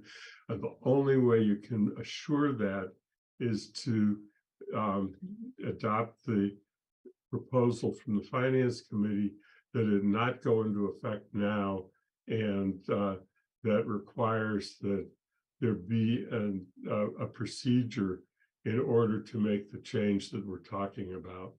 And so for those reasons, I think that it's really the appropriate thing to not make this decision now to adopt this new policy, but to put it off until the information is fully explored and fairly explored, and we're making sure that we've thought of all customers and are being equitable.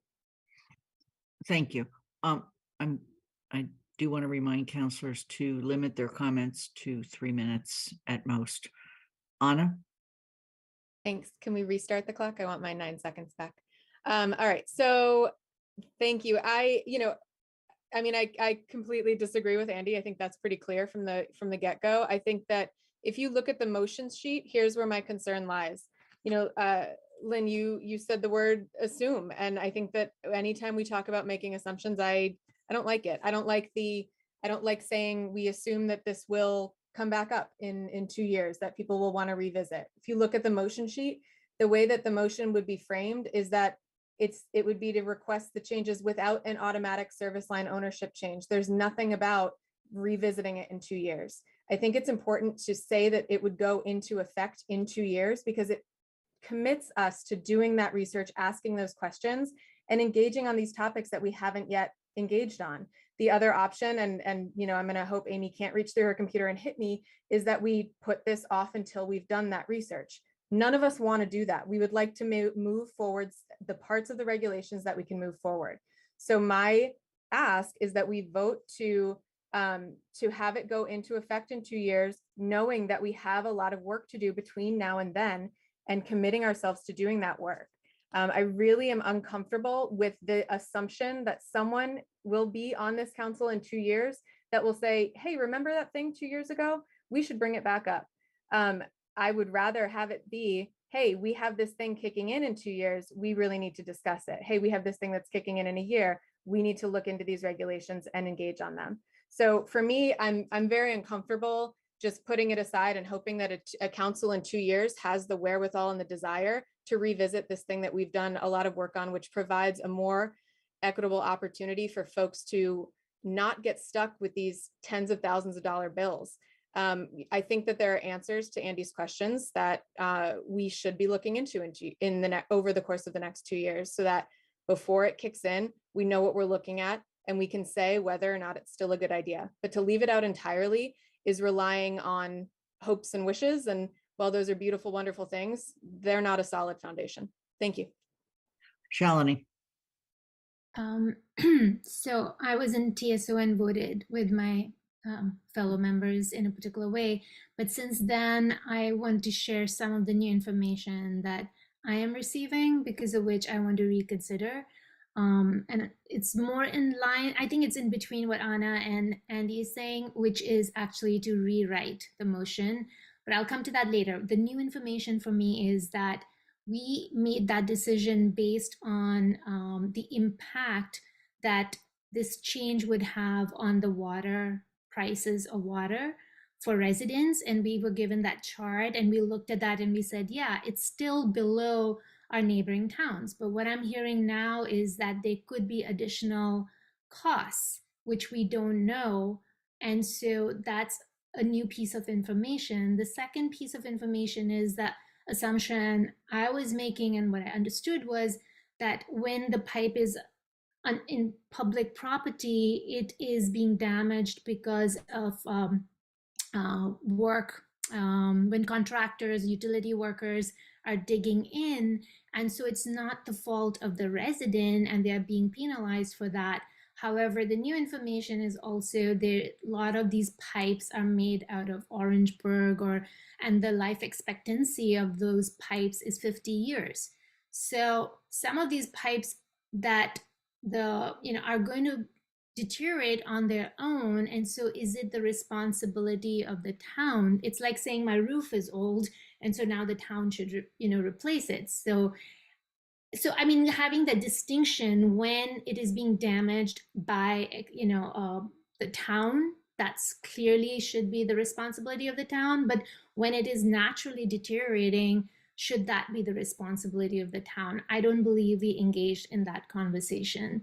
The third thing then is, as Andy also alluded to, is like, I was thinking of only homeowners, but we also have rented spaces and apartments. So are we affording the same benefit to landowners? And nothing against landowners, but again, landlords, but it is an investment for them, which is very different from a 70, 80-year-old woman living in a house who can't afford. It's very different, those two different situations. So I don't remember having a conversation about who is paying what. And the last thing I am also hearing is that the staff is supporting the finance committee's conclusions. And so but I appreciate what Anna said, that we shouldn't just leave it open to, someone will open it up, but could we have a motion that clearly lays out the path that between now and 2 years,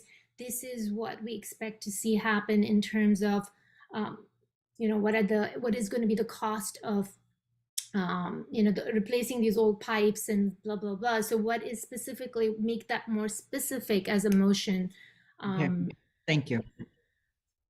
Jennifer? Yes, okay, so I would say I'm in Anna's camp. My concern about it being that our pipes are old and so it's the homeowner's responsibility, like fixing a roof. I mean, the fact of the matter is, if the pipe is broken off the homeowner's property, but between their property and where it meets the main line, I mean, how many of us can afford to pay for breaking up the street, all the repair work that goes in addition to, replacing the pipe and then repaving the street? I mean, I always think of, Dorothy, Counselor Pam had this, had this happen to her. She was fortunate to have it as part of her homeowner's policy, but it cost $35,000 to repair. And that's just completely not realistic that most any, homeowner in Amherst could afford to shoulder that burden. And I think I spoke with Paul about this many months ago when the incident with one of the residents in town who I think had an $18,000 bill. And again, it was for a leak that she didn't even know her pipe was leaking. But there are towns that offer their residents buried line coverage. So if something like this happens, you have coverage. And I know after Dorothy's experience, I tried to get it through our homeowners policy and they don't offer it. Many policies, it's hard to get. But there are towns in Massachusetts that provide it, their residents can purchase it through the town. And it would maybe cover a $35,000 bill, but it would cover, I think one covers up to $8,000. I mean, anything would be helpful. So I'm just wanted to ask again, is between now and when it's revisited or implemented in 2 years, if offering some coverage so there's some relief we can offer to residents as a possibility. Thanks. Dorothy? I always have a hard time finding my little thing. Many towns take the responsibility for repairing pipes from the end of the homeowner's property to wherever the main is, and it varies place by place. I agree with Anna. We need a strong motion. The motion that was put forward is just nothing that I would ever put any hope on, that somebody would think of it, would remember that. Then you have to bring everybody up to date. If they want to do it, you start from ground zero. I also agree with Anna that there's many things going on, but an impetus to do the study, and I agree, there are a lot of things that need to be looked into, is the 2-year timetable. If you want to make it 3, make it 3. But so I'm agreeing that we need to do this. It's just, we need to have a motion which commits us to this study, whatever it is going to be, that it doesn't say that maybe it's sometime in the future, we'll rethink it, not sure who the we is. And I want to remind you that we have to do something for the homeowners. Many things go on, but who's paying taxes in this town? As we know, we have a very small commercial base. Most of our taxes are on residences, homeowners, apartments, and whatever. That's where the tax base comes from. Many of the people who are very high taxpayers in this town do not have children in the public school system. They pay the school taxes because they believe in the public school system and they don't complain. But I'm saying, what do you have for the homeowners? What do you have to help people so that they don't have to risk losing their home because they can't afford to do this? But if your sewer pipe breaks, you can't live in a house. Okay, it would be declared a public health emergency and the person is up the wall. And we had an older resident who came to us originally with this case. Why do I have to pay for the street? She said. Why? And she had a big bill and it went on. It was not something that she could do.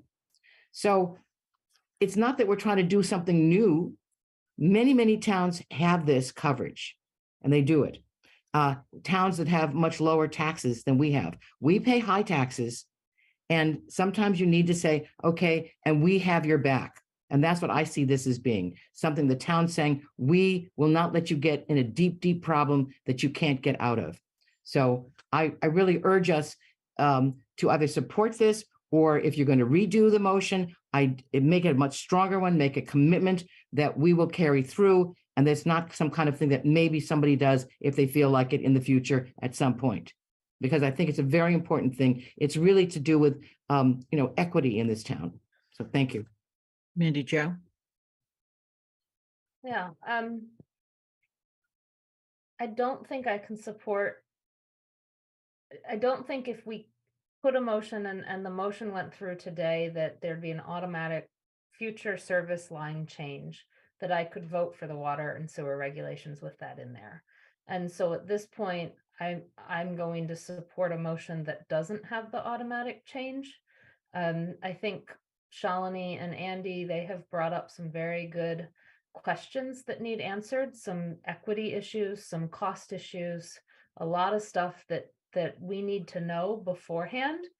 I don't know whether 2 years is long enough. I don't know whether 1 year is long enough. And with those questions unanswered, I don't think I could vote for regulations that automatically put something like that into effect.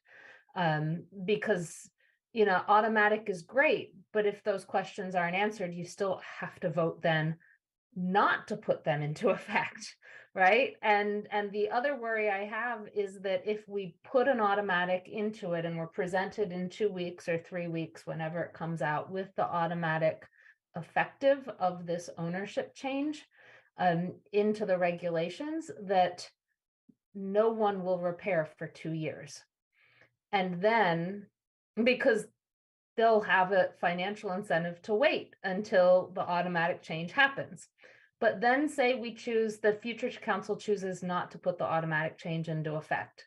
Well, we've just made everything more expensive for the homeowners and for the renters who, and everyone who has done that. And so I think the safest thing to do is to ask the town manager to come back to the council with regulations that don't have a future automatic line ownership change in there, but that when we vote those regulations, we vote a request to the town manager to continue presenting our finance and TSO with research on this issue so that it never falls off of our radar.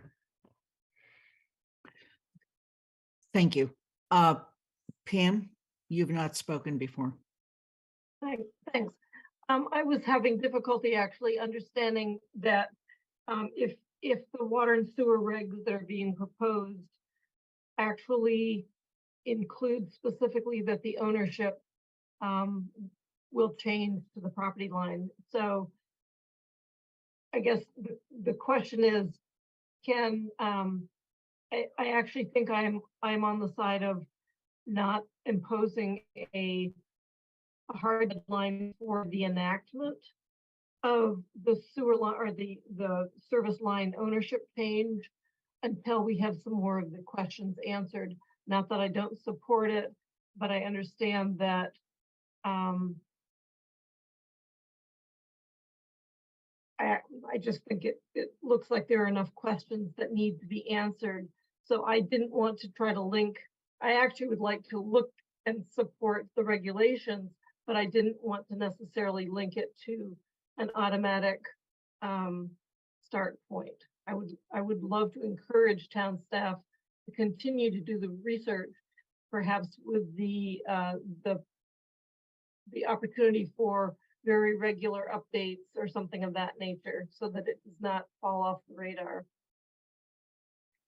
Shalini and Andy, you've both spoken before. Is there anything you feel you need to add to this discussion at this time? Shalini? I was just going to ask Paul to answer the question about purchase of insurance, because he actually had done research on it. Paul? Yeah, so yes, we have done research on it. In my memo, I mentioned that if the town council does not implement for 2 years, we would certainly go out and seek a program that would allow us to offer that insurance. It would be privately paid by the property owners, but it would be available to every property owner if they chose to purchase it. It does have a limit on the coverage of $8,500. I think that's the last time I spoke to them when we presented this a year ago to the council. So we would refresh that information. But yes, we could offer that program. Thank you. I'm going to take the opportunity to speak because I haven't on this, and that is, first and foremost, it is critical that we pass regulations. We have basically gone for years with an understanding, but not a written regulation and a bylaw. And so I fall on the side of continuing to look at this, but not a date certain. But most importantly, I don't want this to languish in the council any longer. I want us to pass regulations. Shalini, anything else you feel you need to add to this? I do. What I want to add is that, I just want to be clear to the public as well that when we're making the statement that, that if we do take over, if the town takes over the cost of repair, it means that the town has your back. And if you don't, that means, we're letting people go and having to spend all that money. I think it's not entirely true, because when we say that we are taking over the cost, that cost is going to be spread over the water bill.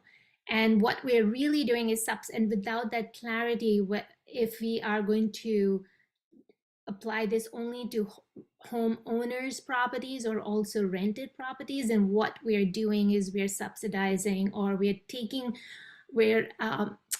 subsidizing rented properties and their cost and spreading that cost over the water bill of every resident in town. So that's a very important discussion and clarification that needs to happen.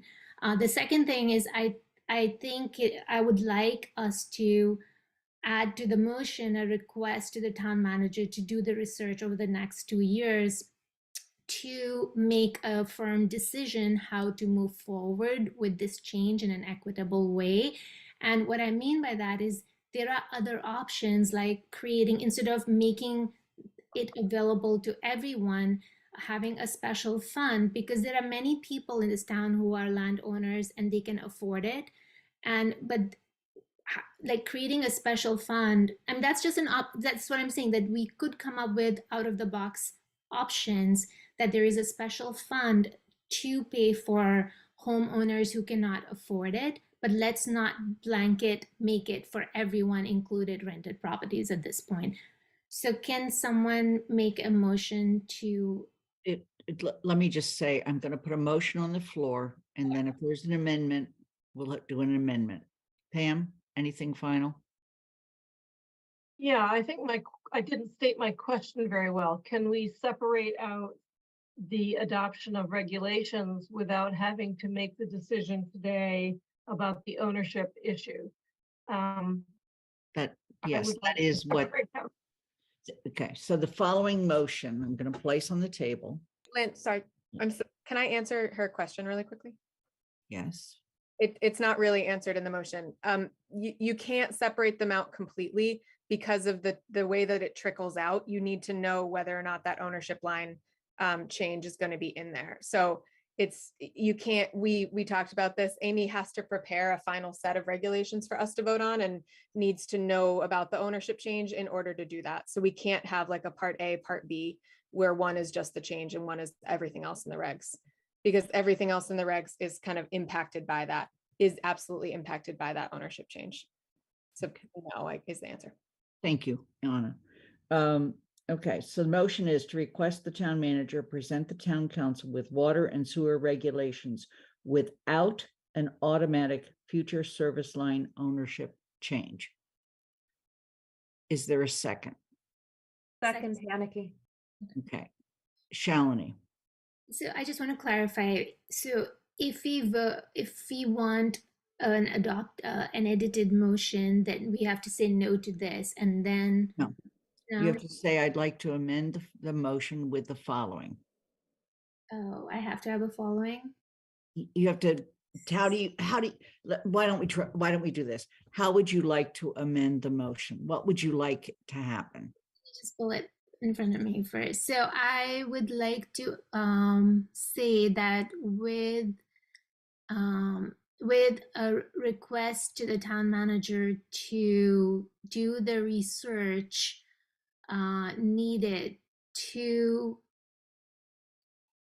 decide about the future service lives line ownership change in 2 years or something like that.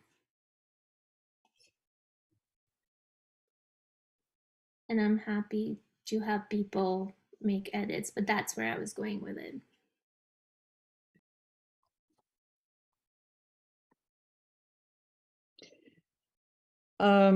Okay. So, right, the way the motion, I'm sorry, Michelle, you have your hand up.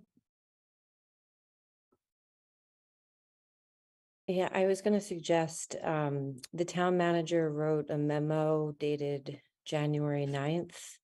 And at the bottom of that memo, it says future considerations, and it outlines exactly what the town manager is hoping to do. And so it may help us to look at that and then include those bullet points as with timelines to have more clarity in motion if we're going to amend it. Okay, can I, that, Michelle, thank you for drawing our attention to that. And I think that there's a very critical list. Based on the conversation tonight, there may be even some additions or changes to the list. So here's what I'm going to suggest, okay? That we deal with the motion that has been put on the table. We not try to amend it tonight. But when the whole set of bylaws and regulations come forward, we then have a well-crafted motion, perhaps including what Michelle just referred to and what Shalini is accomplishing, that asks that the town manager and his staff return to the council in 2 years, having with answers or responses to the various issues as outlined. So that I'm not suggesting we forget that. I'm just suggesting that we finish this conversation tonight. It allows Amy to go back and complete the drafting of the regulations. And then when the regulations and bylaws come back to the council, which is probably going to be either in the March 6th or the March 20th meeting, that we also then have a well-crafted motion rather than try to draw one up tonight that asks specifically for the town manager to follow up on the following issues and come back to the council in a 2-year period. Would that accomplish what you're trying to accomplish, Shalini?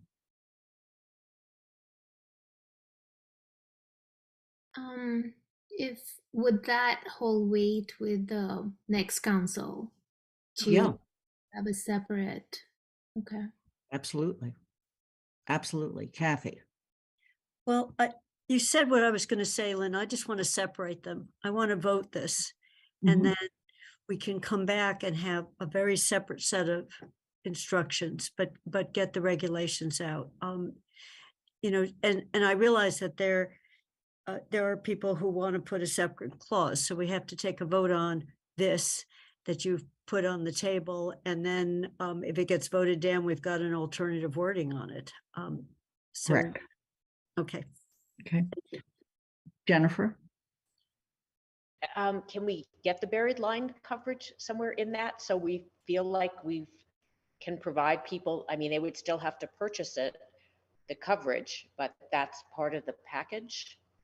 I think, again, when we come back with the final regulations would be the time to have a motion regarding that.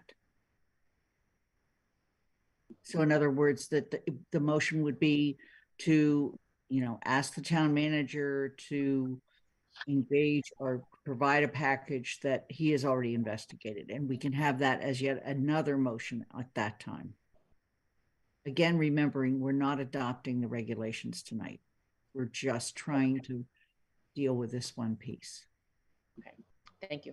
Okay, but I'm now hearing the need for 2 additional motions on the nights that we do that. Dorothy? Okay, so this is where I get confused. We have a TSO motion.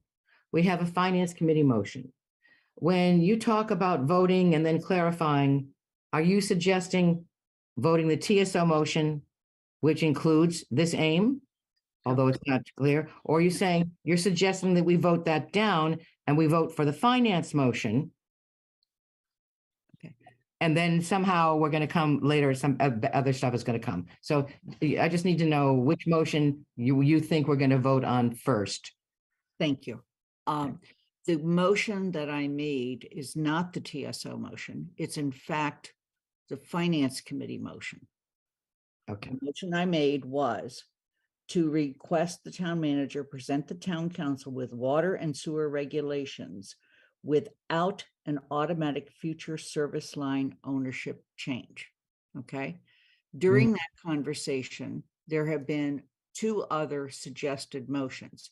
One is further study on some issues that have been outlined in the memo of January 9th, and maybe even some other ones added to that. The second one is that there, in fact, we go ahead and have the town engage in ability to offer through a third party an insurance capability. Okay. And I'm suggesting that those two motions would come forward at the time we adopt the regulations, so that we not sit here tonight and try to make up motions that would be better done in a thoughtful crafting way, and that we do all of that at the time we adopt the regulations. Can I make one quick comment? Please. The amount of insurance that Jennifer is suggesting would not cover any of the pipe. The cost of repairing your own lawn, the damage to your own property, which is what your responsibility, would come to more than that $7,000. So the cost of repairing the pipe under the public street, under the public sidewalk, would still be completely uncovered. But I'm going to leave it to Anna to see what she says. Thank you. Anna? Gosh, Dorothy, that's terrifying. So I'm not supporting this for the reasons I've already said, and I won't say them all again, but I think it's really important for everybody to just take a minute to remember we're not actually voting on the regulations right now. We're voting on which version of the regulations we want to vote on, which is a little confusing. I will support whichever version of the regulations come forward, but I want to see one, and I believe what is the right move for our town and to demonstrate to our residents that we are showing up. And, you know, Shalini, I disagree with your assertion that that this is not saying that. I think that, you know, for us to say, yeah, we'll study it, you know, is disingenuous to demonstrating the care and the change that needs to happen. So for me, the right version of the regulations I would like to see has this going automatically into effect, still gives us all of the things that we've been talking about in terms of time to study, time to adjust, and time to continue to move that deadline as needed if we decide to do that. That's the version of the regulations I would like to see come forward, not one that just ignores it completely and hopes we bring it back up again, despite any well-intentioned motions otherwise. Thank you. So the motion on the table is the following. If you support that motion, okay, it is to request the town manager present the town council with water and sewer regulations without an automatic future service line ownership change. If you vote for that, that is how the regulations will come back. If you vote against that, then and if this fails, then we'll bring up the other motion, which is a motion that the ownership lines would change on July 1, 2025. Okay, is there a question? Want to be very clear. Shalini? So just to be clear, that what will come up then in March will be the regulations with the additional language that we've been discussing. So it won't just be that with an automatic, without an automatic future service, it will have the language for research and. No, the research language and the insurance language would be dealt with as separate motions at the same time. So when you adopt the bylaws and the regulations, that's one set of motions. Right. The next set of motions would be, and we, further ask the town manager to research the following and report back to the town council by such and such a date. Okay. And then the third motion would be, we ask the town manager to move forward on implementing a optional insurance policy with third party that individuals residents can opt into. Okay, so can I raise another concern then? That Yes. my concern with doing something like this is what Anna is saying, that it will just get lost. And but my concern in promising that we are going to have an automatic future service line change is that in case the research shows that the cost of absorbing the cost for rented properties damage is so large that we can't do it, that, I mean, that's not been resolved right now. The properties, whether it's just homeowner occupied versus rented, and the cost of that can be huge for replacing all of those pipes that are so aged. And so at that point, when we say that, no, we can't do it, there's going to be such a pressure at that point to go back on.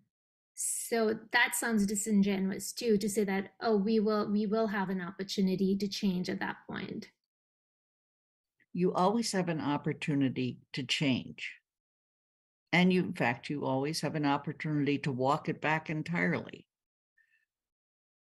But the goal tonight is to decide whether or not we want to change the property line ownership up to the property line in 2 years, or leave it open-ended, but then have other motions later on in March when we do this that deal with what other questions do we want answered and when, and insurance.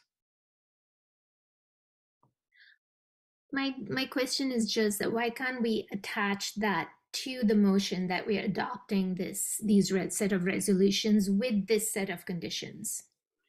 If we do that, it would be better to do that when we do the adoption of the bylaw and the yes. Let me just say, it's much cleaner to just adopt a bylaw and regulations. And then if you have other things you want done, you want to put those in other motions. They can refer back to the bylaw and the regulations that you've adopted. If anybody has a different opinion, please speak up.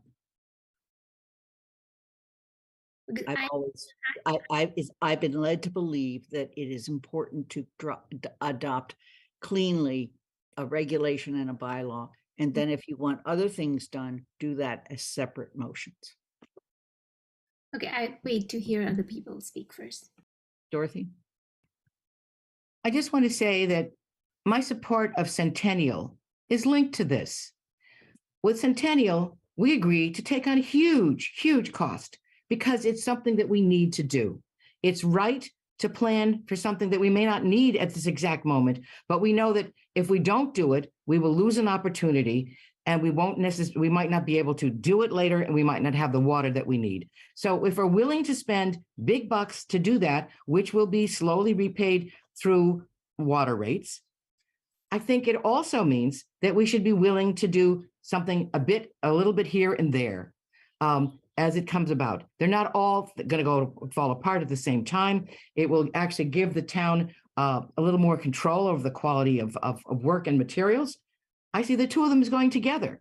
So, I mean, nobody seemed to have a big problem voting for Centennial. And yet when it comes to something that might do individuals, there's a problem. And I've got to tell you, when you talk about, oh, let's have a fund for people who can't afford it.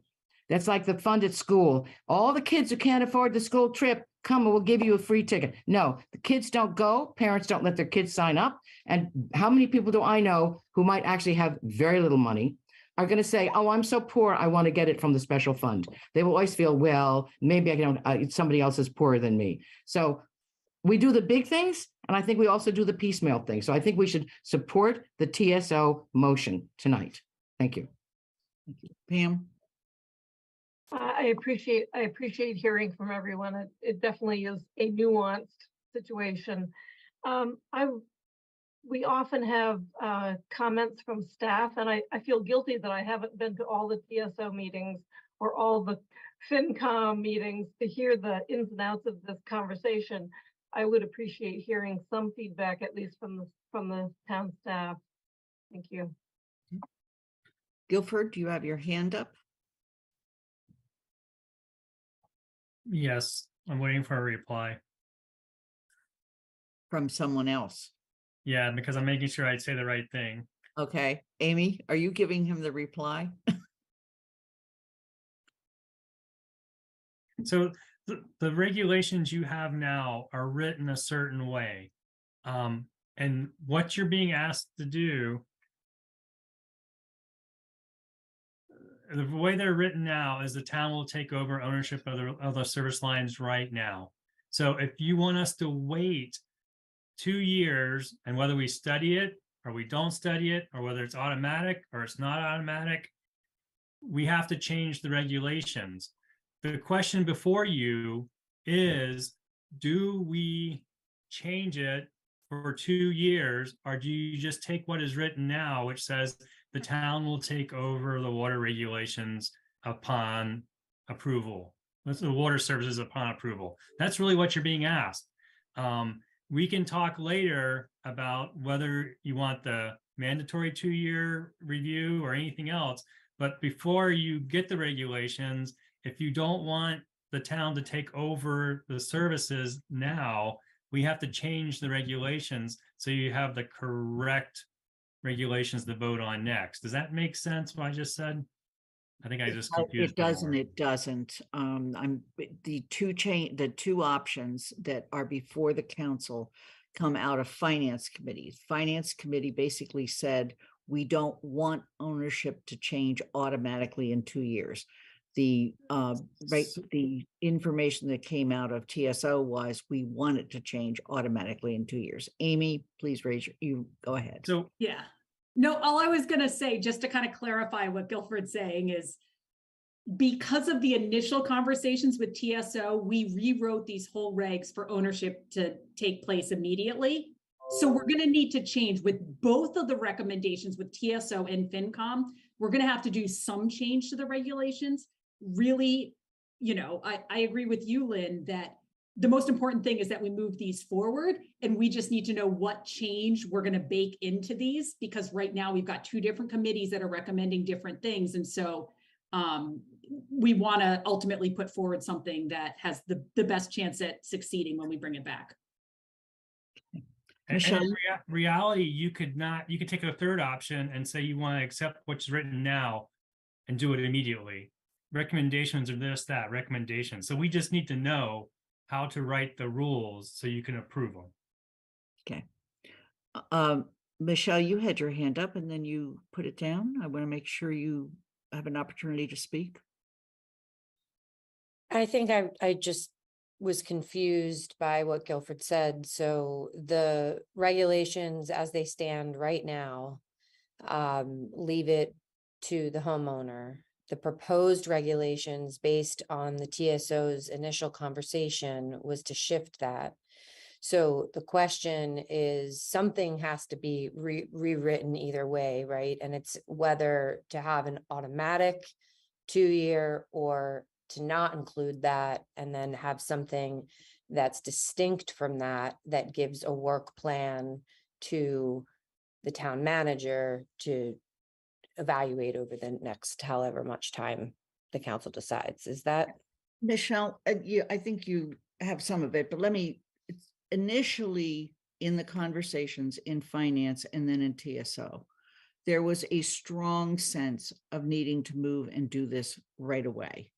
Okay, to change the ownership from the main line to the property line that presently is covered by the individual's home or the property, to have that now be taken over by the town. And then Amy, with all of the recommendations and work that's been done, and I want to recognize Anna's enormous work on this as well. went and drew up regulations that right now the draft says that we will, effective July 1, take over the ownership of the main line to the property owner, that the town will take over that ownership. That's the way the draft presently is written. Based on some of the various things that people have discussed tonight, TSO said, nah, let's implement it in 2 years. Okay. Finance said, maybe we don't want to have the ownership in there at all, change in ownership in there at all. Instead, leave it go. But, as we've heard tonight, come back in 2 years for reconsideration.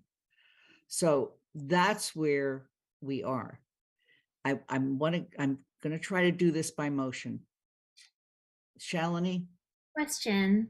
I have a question for Amy and Guilford. So in the current, after all the changes you've made based on TSO's discussions, would this include the apartment buildings, rented homes, as well as owner-occupied homes? And the second question is, do you support, because the Finance Committee report said that the staff supported not tying us down to this, but allowing the time to study and then deciding. But so I don't know which staff they were referring to. So I'm directing that question to you. Do you support us locking in to what we have right now, or would you prefer the space to study this in 2 years? And so two questions. So your first question is yes and no. And it's harder to explain than what you just said. We have private water lines that are considered services that are quite large and quite big. UMass, all the water lines on UMass property, which was not discussed, are private. And they pay the same rate as everybody else. All the water lines on Amherst College are private. All the water lines on Hampshire College are private. Most of the large apartment complexes, the water lines on those properties are private. So these are the mains and these are the little lines that go to the buildings as well. There are a number of smaller rental properties that are treated just like single family houses. Their service goes from the property all the way to from the house all the way to the main.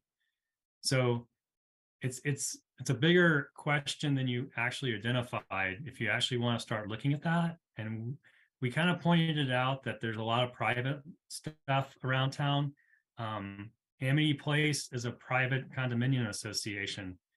They own the water line once it leaves the main on Amity Street all the way to the complex. The Hollows, which I don't know if that's the right name for it. I think there's another name. The Hollows and Pine Wood, right? They are private subdivisions. They own the water line from the time it leaves Old Farm Road until it wraps back through the neighborhood and comes back to Old Farm Road. Mm-hmm. So there's different degrees of private, and they apply to apartment complexes and condos. They also apply to our public and private institutions. So the question is much bigger than you've talked about and discussed here. The second part of your question is, we have no real preference. Taking 2 years to study this will answer a lot more of these questions. And yes, there are a lot of questions, but we just need to know the regulation that you're going to vote, because we need to put some regulations in effect. Is the ownership going to be the property owner maintains ownership for 2 years, and then we make another decision in 2 years if the town takes it over at the property line, or if it stays the way it is? That's really what we're kind of how we're doing this. Okay. Shalini, does that answer your question? Mostly, thank you. Anna? Thank you. I have a little bit of a bone to pick with the way that you keep framing this, Lynn, because the way that you keep framing the Finance Committee recommendation is that nothing changes, but that we study it. And that's not part of the motion. The Yeah. motion is just to say that nothing changes about ownership. If we decide that that's going to happen, the studying is going to happen, then that's a different thing that will not be addressed through this at this meeting. So I just want to be very clear that that is not an automatic part of that motion. That is correct. However, it can be a motion on the evening when we do the first and second readings of the bylaws. Yes, but until we voted it, I don't think it's appropriate to tie it to this motion. It's fine. Michelle. Do we have other regulations or bylaws that automatically adopt something in some timeline? Or would this be a unique situation to include an automatic adoption? I can't recall seeing any that have that, but that doesn't mean they don't exist. And to me, a regulation is not like a living document in the sense that, it is, but it's like you adopt it. And I'm not familiar with other regulations in which we would have that kind of automatic adoption of something in a certain time period. Paul or anybody else? My recollection is that usually when you adopt regulations, they're effective either immediately or very soon after that. But I think it's a good question, Michelle. I think you're right, is that typically they have a time span which they become implemented, 90 days, immediately, whatever it is. Yeah. Right. Mandy Jo, you had your hand up. I was just going to say the same thing, that typically you have an effective date and it's not half is effective one day and half is effective a different day. It's just an effective date. Yeah. Okay. Okay. So the motion on the table is to request the town manager present the town council with water and sewer regulations without an automatic future service line ownership change. It does not refer to research. It does not refer to insurance.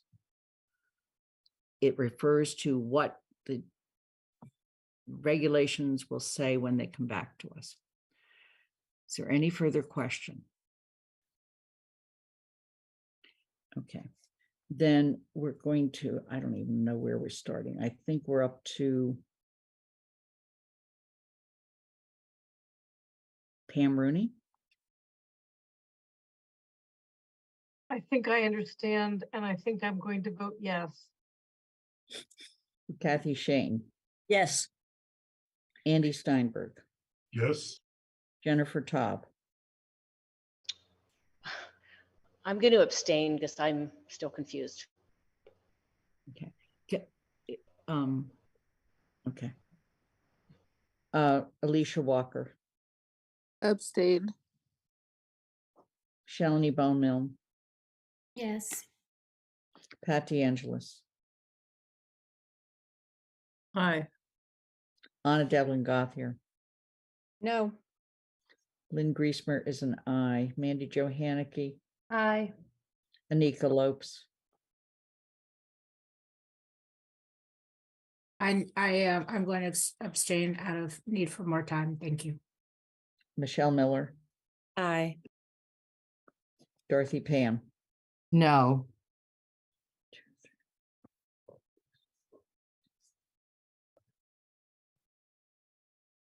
Eight in favor, 2 opposed, and 3 abstentions. That's what I have. Okay. Let me just check one thing.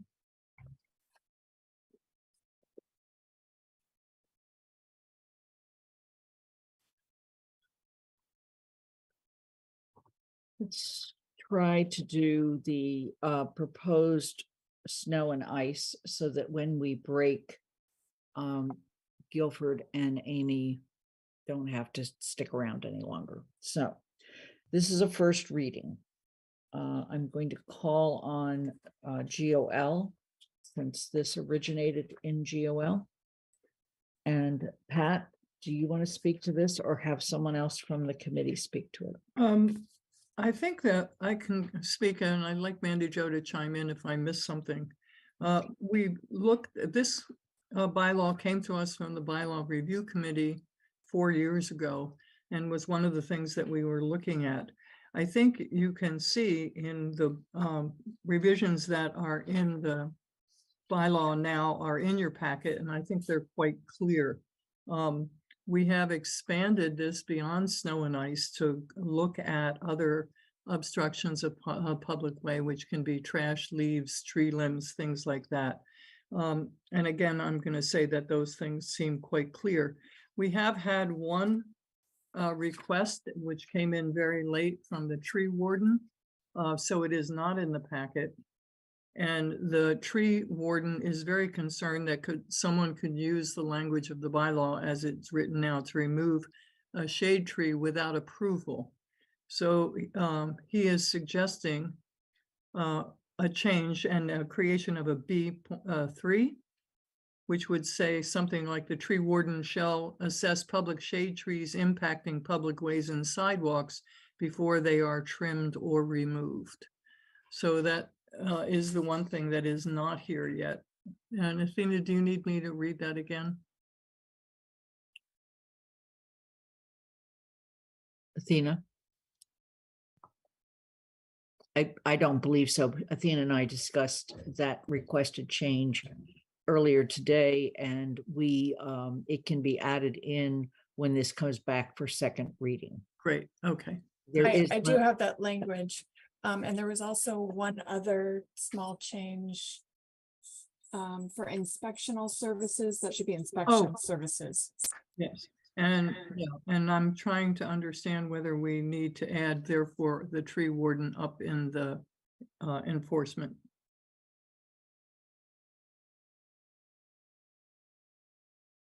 But as you say, that can come back on a second reading. So I guess I could, Mandy, unless there's something you specifically want to add, I think we can open this to questions. You covered it, Pat. Kathy? Oh, sorry, Lynn. Go ahead. No, go right ahead, Kathy. My question is 24 hours. I'm fine with what's being proposed, but if, as I understand what this would get triggered, and let me just think of a tree limb, for example, as opposed to shovel the snow off your walk. If there is a large or a few up here, there, if you ride your bike, you realize you're being scratched by large bushes. It's not a tree. 24 hours seems like a short time period. So it's just purely a question on 24, because if you don't do it in 24 hours, then you face a fine. So I'm just looking for where 24 hours came from. And when you've added to obstructions is when I perked up, started looking at the 24 hours. It wasn't so much ice and snow. So I presume that it gets triggered by someone complains that there is an obstruction. So as opposed to there's obstruction police running around town. We're going to have council volunteers running around doing this. Oh, I'm getting knocked around here. So it's a question on 24, purely. Are you saying I don't have a suggestion, like would 36 be better or would be 40? I'll record it as a question for us to go back and look at on Wednesday at GOL. Any other questions? Andy? Oh, Lynn, I'm sorry. Oh, please go right ahead. Okay, Andy. So I guess I have a couple of observations and I'm not sure how they are really fairly dealt with. One is that sidewalks aren't really universal throughout the town and how they are, whether they exist or how they are arranged. There are some subdivisions, including my own, where when the subdivision was built, a sidewalk was put in that nobody's really maintaining. Certainly the town is not maintaining, and it only drives like one side of one section of houses, and so it's really in some ways a sidewalk to nowhere.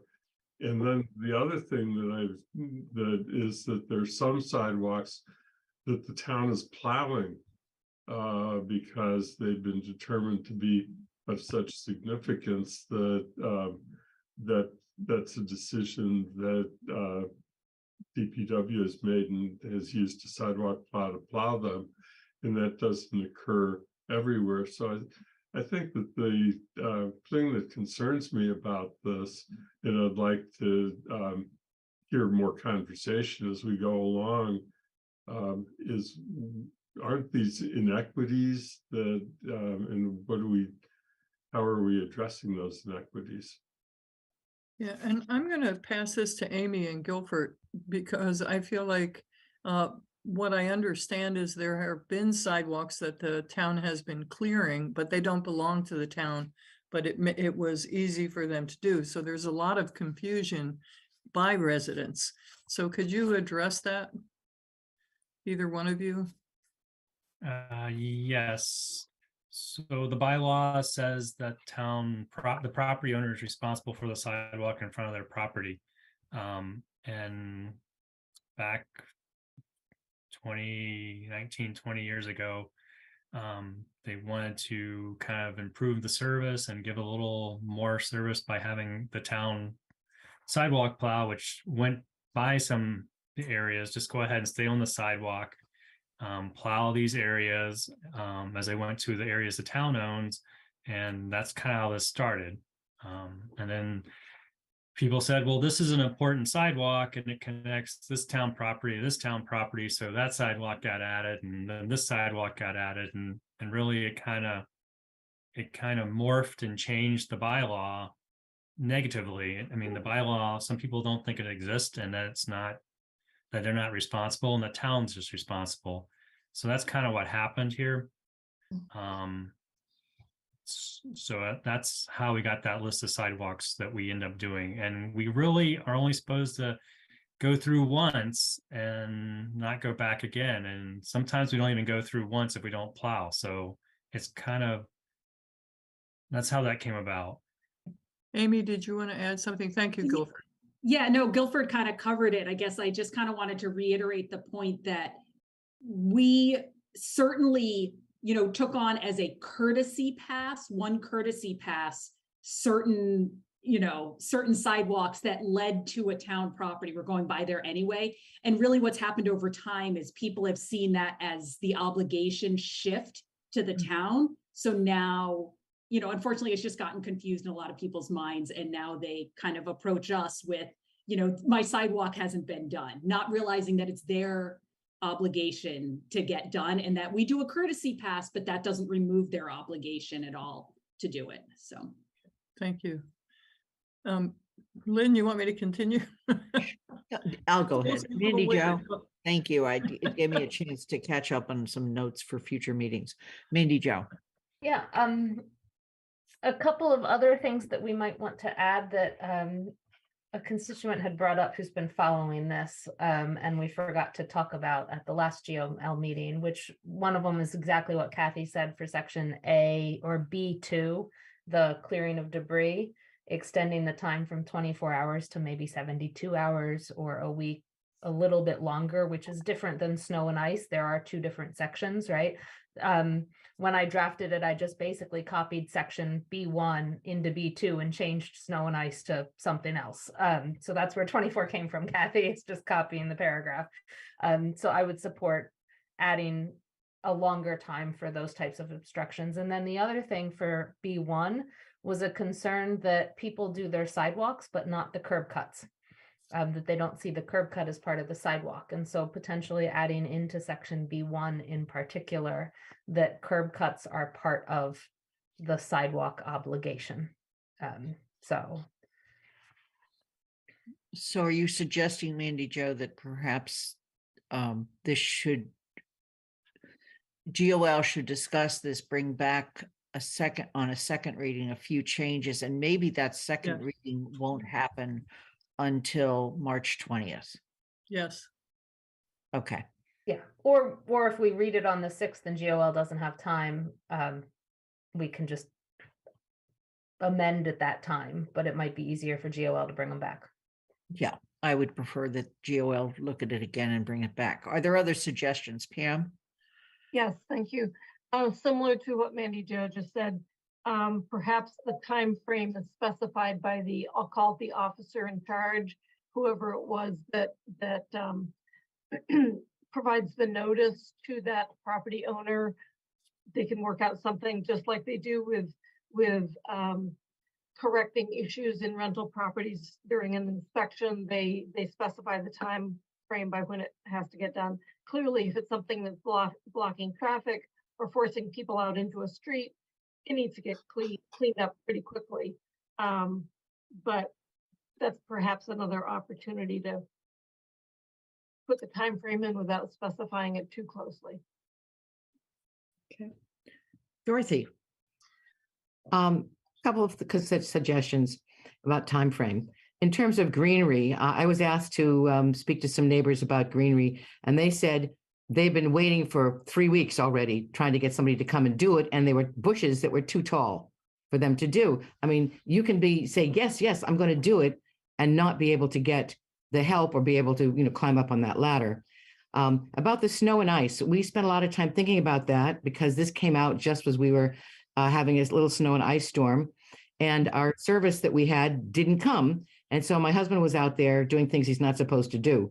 But we have to renegotiate now with the service. They said, oh, we don't come to do the sidewalks when it's less than something or other. So in other words, there's a bit of discussion that has to take place between people who do the service that people hire that needs to mesh with the rulings. And, I can't say what that should be now, but on Amity Street, on a hill, we have to get our sidewalk shoveled. It's too important, it's major, and it's really hard to walk up going on a hill.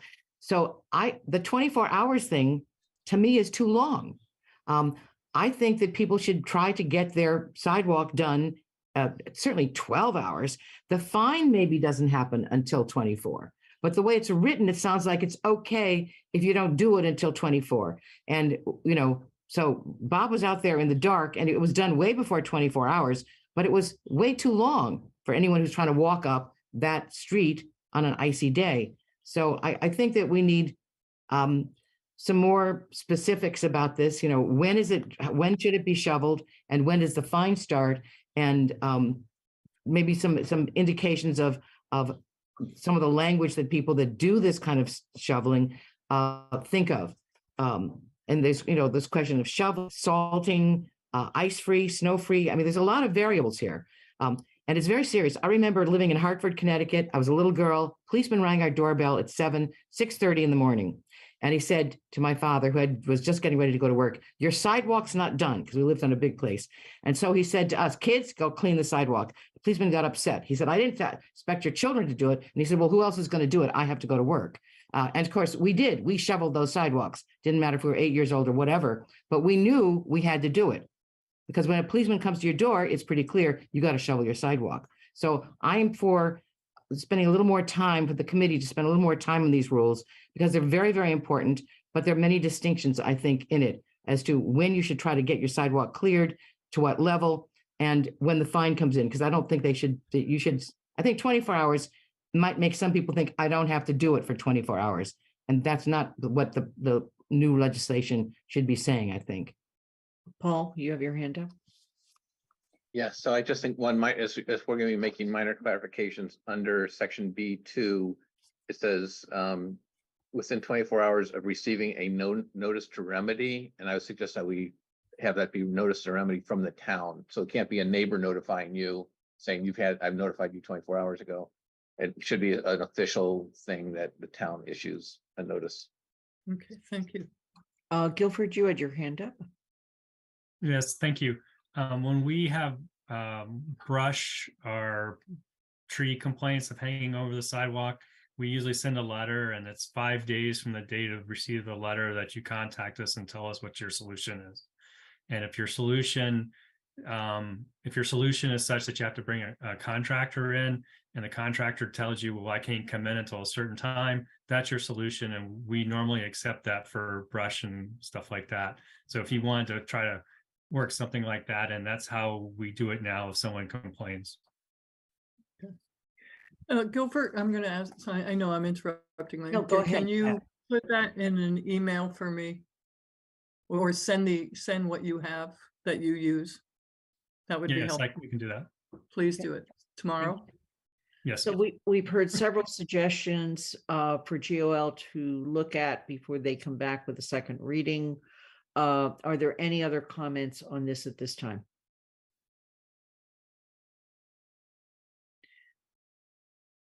Okay, seeing none.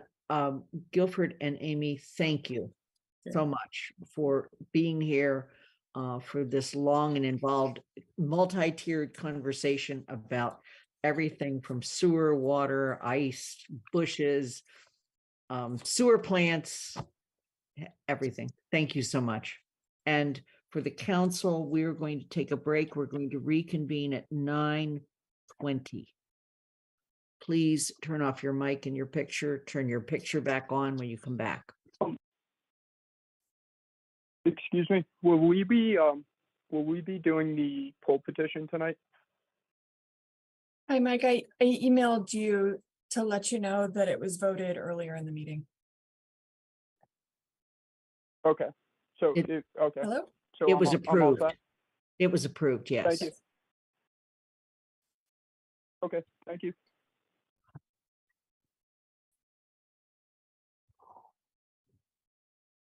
Can you walk Molly, honey?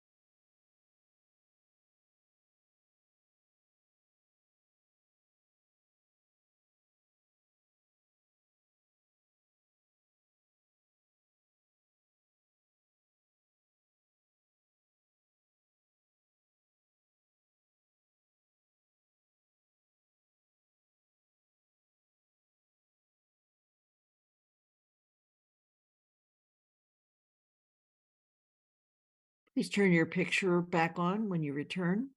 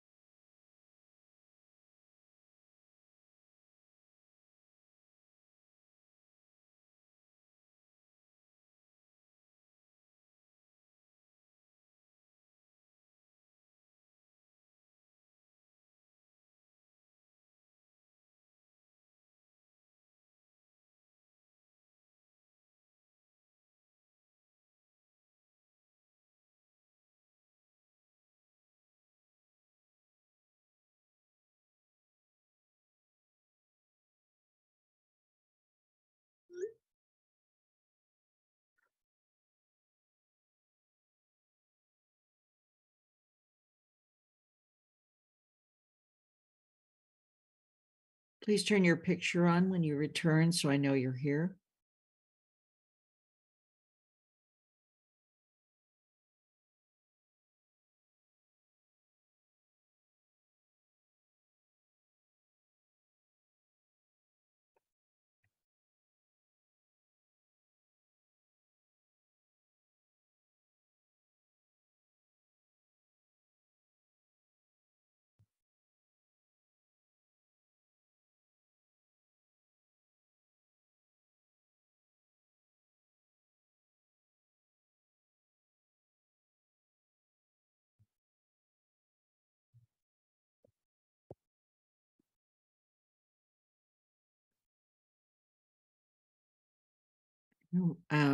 Michelle, I know, is back, and Alicia, are you back?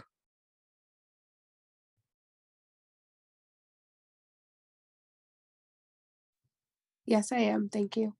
Thank you. Andy and Shalini?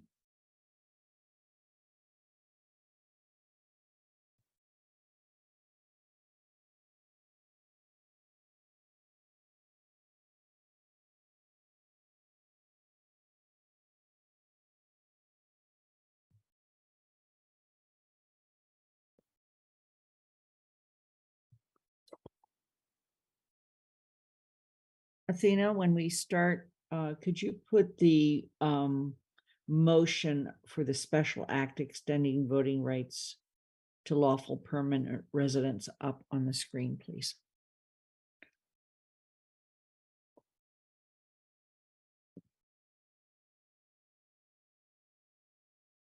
Okay, so we are going to move on to the special act extending voting rights to lawful permanent residents. The motion is on your screen. I'm going to only read the part that's the beginning. I'm not going to read the full act, and seek a second.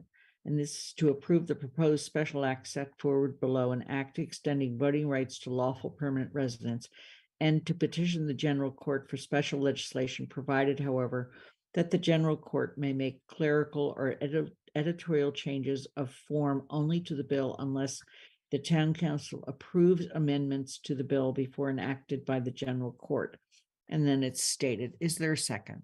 Second, DeAngelis. Okay. The motion's been made and second. Are there questions or comments?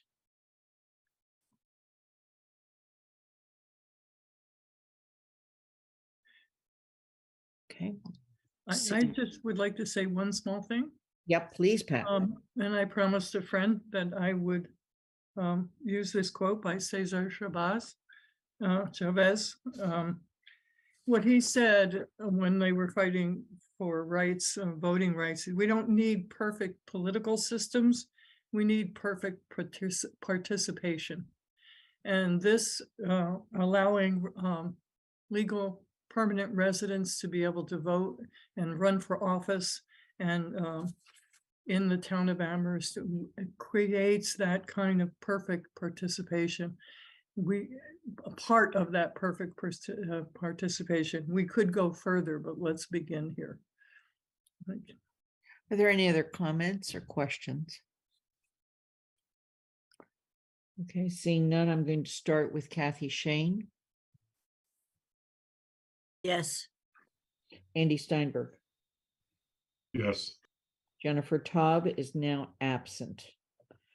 Alicia Walker, Yes. Shalini Baumel, Yes. Pat DeAngelis, Aye. Anna Devlin Gothier, Aye. Lynn Griesmer is an aye, Mandy Johanicky, Aye. Nika Lopes, Aye. Michelle Miller, Aye. Dorothy Pam, Yes. and Pam Rooney. Yes. It's unanimous with one absent.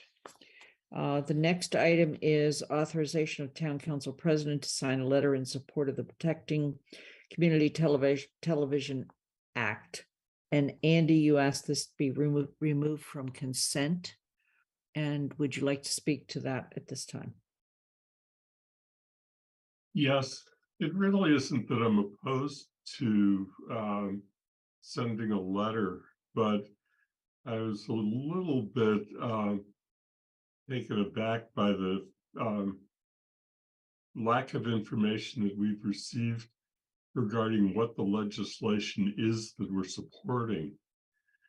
Having worked in the whole area of our various cable bids and contracts in the last round, I understand exactly what the problems is that Amherst Media is having with financing their operations under the current arrangement. But I felt really strange by not knowing. And is there any information that anybody could provide that explains what it is that the Markey bill proposes to do? Anna? Sure. So I had included a memo in the packet that I hoped would clearly outline what the bill does. So I'm not sure if you had a chance to read that, Andy, but essentially it's a very small bill, but it has a big impact. So I'm going to just read from my memo really quickly. It specifies the definition of franchise fee to read: the term franchise fee means any tax, fee, or other monetary assessment of any kind.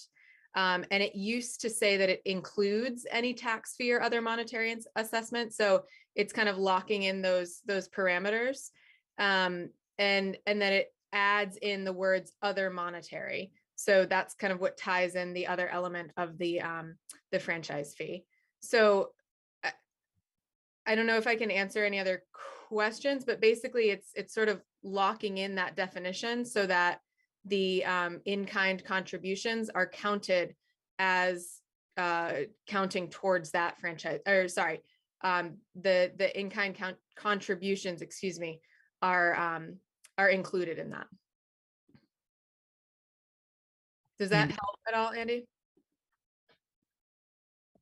I guess I'm not sure what the in-kind contributions are, and so sure. So those are in-kind contributions include the money that it costs the cable company to offer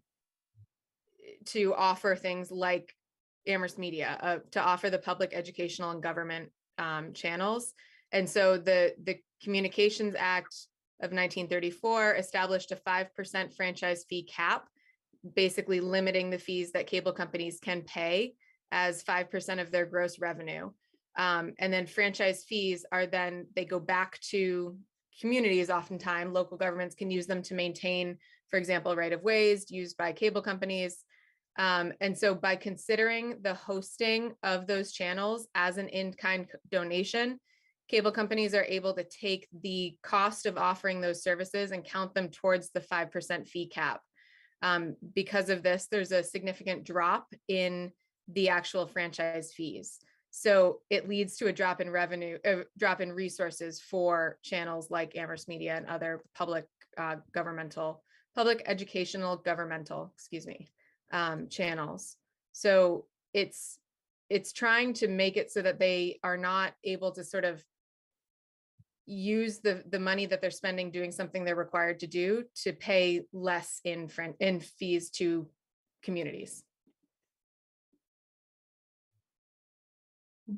I guess that this is what my thought is. I'll be real quick. so because I don't want to spend any more time on it, but I think that one of the biggest problems that Amherst Media and other providers, it's not just them, have faced is that so many people are cutting their services to cable because they're using the internet to obtain television programming that they like, and that because Comcast is not responsible, or any cable provider doesn't have to pay on the portion of the bill that has to do with providing internet services, and the other internet service providers aren't taxed, that it's created this tremendous decline in the portion of the bill that is chargeable. And I just still haven't quite heard the words that get there, and I certainly support what Senator Markey is doing, and would feel adding a little bit, saying, and taking any other steps that would enhance the revenue to local cable providers by expanding what is taxed or something like that would have been better, but I don't want to prolong the conversation or amend the letter. So I'm going to drop it at that. Thank you. Thanks, Andy. I just want to note there is state legislation that I believe, and I'm a little less familiar with it right this second, but I believe seeks to include streaming services in some way. And so that would be something else that we could look into supporting as well as a council. There is such legislation. Mandy Jo? You guys just covered it with this legislation. The MMA is supporting that legislation. Okay. Are there any other questions or comments on this? Then moving to a vote, I'm going to start with Andy I Stein. don't think we had a motion or second Oh, I'm yet. sorry, you're right, we didn't. To authorize the council president to sign a letter in support of the Protecting Community Television Act S340. Is there a second? Second, Dr. Mather. Okay. Now we're going to move to the vote. Andy Steinberg, Yes. Jennifer Taub is absent. Lucia Walker, Yes. Shalini Bowman, Yes. Pat DeAngelis, Aye. Anna Devlin Gothier, Aye. Lynn Griesmer is an aye. Mandy Johanicky, Aye. Nika Lopes, Aye. Michelle Miller, Aye.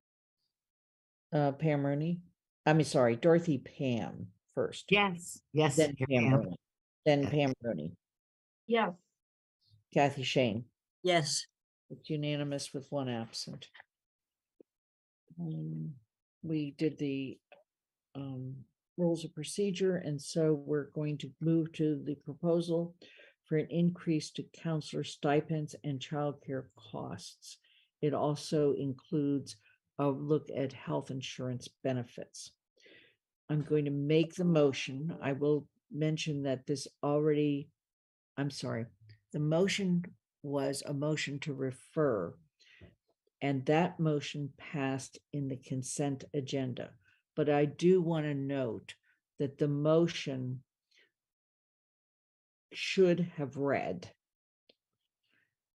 to refer the proposal for increase to counselor stipends, family care reimbursement, and health insurance benefits to the Finance Committee for review and recommendation with report to the council by April 1, 2023. That motion would be consistent with the actual memo that we received from Councilors Miller and Walker.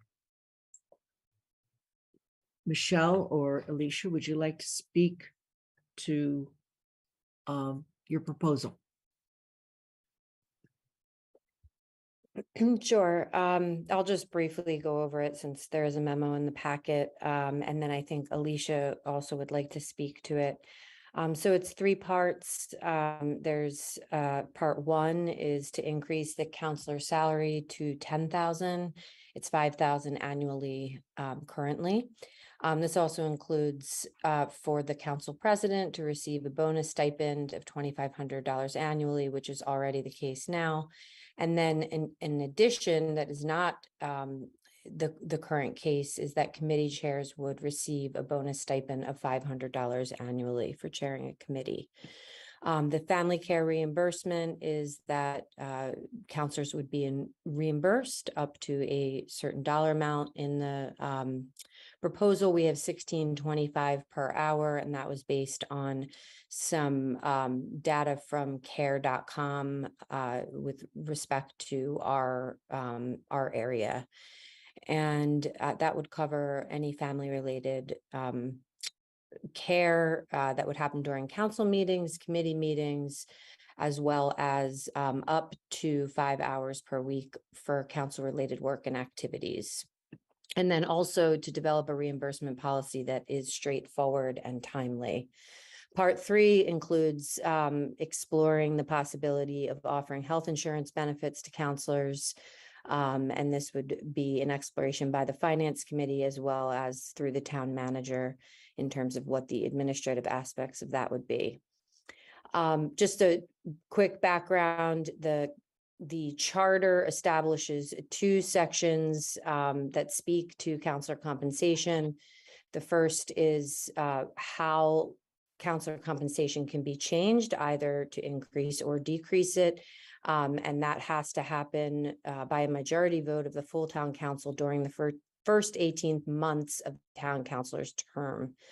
And then the second section, section 10.7R, outlines the actual compensation that counselors receive. The reason for the proposal is twofold. First, to increase diversity, as Martha Hanner spoke to earlier from the League, and we really appreciate the support of the League of Women Voters on this proposal, as well as others who have written in support. I think we know that representation matters, and that it takes a lot of time for us to do this work, and that's time that we're giving up for something else that we may want to be doing or need to be doing. And then also against a benchmark of 10 other communities in the state, Amherst ranks lowest. Again, you can look in the memo if in the public, if you're interested in looking at other communities. Amherst ranks the lowest in terms of compensation. So while we don't think this fully compensates counselors for the energy, both physically, mentally, emotionally, that is spent as a counselor, we do believe this is a good starting point. And we'd also like to add a rule in the rules of procedure that ask for the council to review compensation at the 15-month mark of each 2-year council term. And I think Alicia's gonna take it from there. Alicia? Yes, thank you, Michelle. Thank you, Lynn. I don't have too much to add because I know Michelle went over everything and you all had hopefully a chance to review this in your packet. But I just wanted to speak to this a little bit more personally because, you know, one of the reasons why I wanted to become a town councilor was to be able to figure out ways to make running for public office more accessible to more diverse people. And one of the largest, most apparent barriers has been equitable compensation for the time that is spent on the work and being in the meetings. And then for me, as a young single parent, being able to find reliable childcare for meetings that are so long and so late in the night, and having that not be an additional burden on those who choose to participate. We wanted to make sure that that was all encompassing. And so including the language on family member care, whether that be a child or any other family member who needs to be cared for and might incur extra expenses in order for someone to be able to participate in public government. Like Michelle said, surrounding communities with comparable population sizes are all compensated. Their counselors are all compensated at a higher rate. And many of those councils don't require their counselors to serve on additional committees, which accrues additional time and additional work requirements. So I think that this is a very reasonable offer. I don't even think that this nearly adequately compensates counselors enough for the amount of work and time that is committed to be able to be present and participating in public office. However, I think this is a great start, and it at least places us to the next lowest community, in line with the next lowest compensated community for counselor stipends in the area. I'm now looking for counselor comments. Dorothy? I just want to congratulate them both on such a thorough job. I didn't know they were working on it. I know that people have talked to me about this, and we've felt the need to do this, to be fair, and yet hadn't done it. And yet so many of the needed things are there. I want to comment on the health insurance. At least with the way I see it now, most people would not need it, but those that do should have it. And they'd be able to, I assume, join in with the town's rates, which would be much better than an individual trying to get health insurance on their own. So I just want to say I strongly support this. People have spoken to me about this. We want to have younger people. We want to have people with children. It's our investment in the future. And it's not just children that you might need care for. My mother, when she was taking care of her mother, who was quite old, had to hire a nanny-sitter in order to leave the house. I mean, sometimes people have to do these things and it adds up. It also, I think, would kind of reduce strife between couples, in that when somebody says you're spending all your time on town council, they can at least say, well, at least I'm making something, I'm bringing in something. Because right now, most people, when they talk to me about the job, see it as too hard, too challenging, too time consuming. And that just you have to give up too much. So I think we have to really make this outreach in order to make the job more equitable and make it so that it's, of course, these funds that she's mentioning don't in any way reimburse one for the real time, but they help. They help. And I think it would be appreciated, and we might actually encourage some people that we would love to have run for council to do so in the future. So I totally support this. Thank you. Shalini? Yeah, I also want to firstly thank Michelle and Alicia for very thoughtful and much needed attention to this issue. And I had not even thought of the committee chairs. I think that's totally deserving. It is a lot of work. Completely agree with that. And family related care, I think that I'm just thinking of this because clearly even 10,000 is not enough to support the livelihood. This could be a full-time job if you really want to do it well, or at least it consumes many, many hours. So even 10,000 doesn't feel enough. And so I was thinking more in terms of like, what are the blocks, barriers for people to join? And so childcare, or is it high-speed internet? I mean, childcare seems like a no-brainer to me. That would definitely be something that is obviously a barrier. And I'm thinking of what are some other barriers that people may have, whether it's high-speed internet, is it, ability to provide food that day? I don't know what it is. So I wonder if it would be helpful to get a sense. Of course, I'd love to hear from other counselors with different backgrounds to share what you think. But I think it might be helpful to also reach out and maybe you already did that. If you did reach out to the community to get a sense of, what can town do to remove the barriers for you to step into that role. So has that question or something like that being asked formally or informally? Are there any other comments or questions or reply to Shalini's questions? I'll just say that I think that's a really, really excellent suggestion, Shalini, and I would love to figure out a way that we can have that outreach and ask those questions of more people in the community. So thank you for suggesting that. I really appreciate that. Michelle, I'm sorry, Michelle, you spoke. Alicia, did you want to respond to that?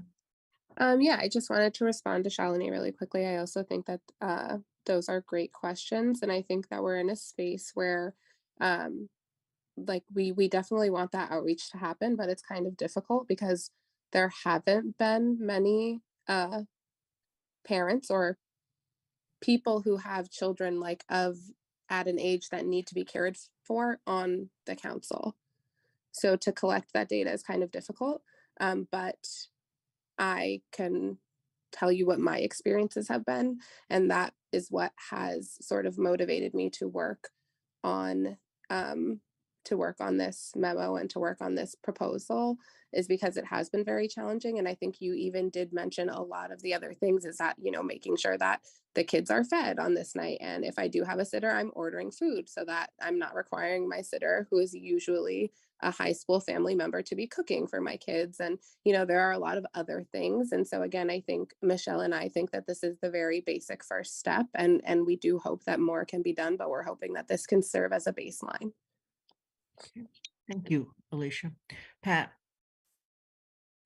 Thank you. Wait, yeah, no, I'm not muted. I have no problem at all with the idea of family care or child care being provided. I think that is a no-brainer. I also think that for some families, for some council members, it might be very important to have food provided.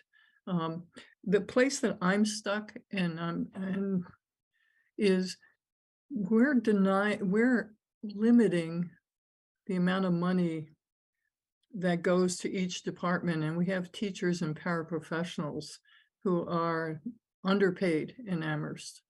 And I'll say that, you know, as a teacher, I know about that as former teacher.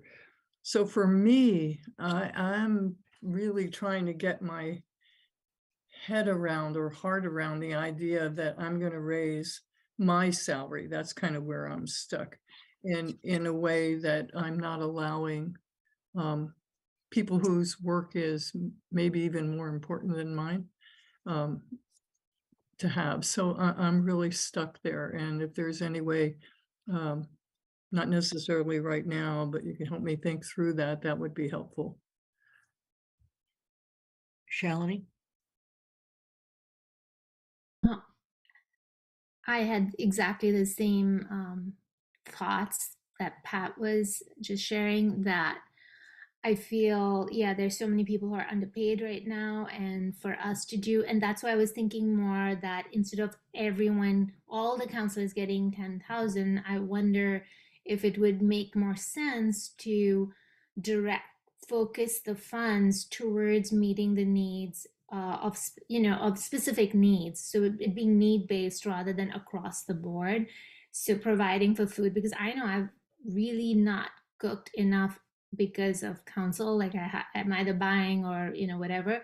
So but not from, like, I'd rather that money went towards food and of people who like need-based sort of a thing, and not in a way that it is, because as Dorothy stated in the earlier discussion we had, sometimes it's awkward for families to ask for, especially I've heard that also in school, that they will not ask for free leisure services, even though leisure services is free to every family. But sometimes families are hesitant to ask for free and they'd rather just not send their kids. So I understand that's a barrier too, but figuring out a way that, where we can direct the funds in a more focused, intentional way where it really has an impact, rather than just increasing it across the board for everybody. Much as I would like to get 10,000, just saying. Thank you. Dorothy, I'm gonna go to Andy and come back to you since you've spoken already. Andy? You know, several people now have made the comments in the way that I was.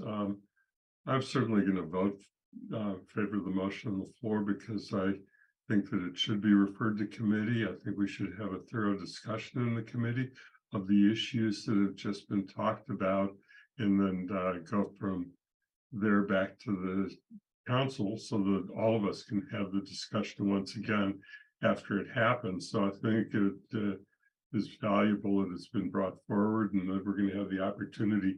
There are some issues that I had outlined when I read it, and I think that they've been talked about. I think that given what's happening with concerns about the Amherst Professional Public and Pelham Education Association and their unhappiness, and are about to go out to ask voters to approve a debt exclusion, that we need to be thinking about optics in everything that we do.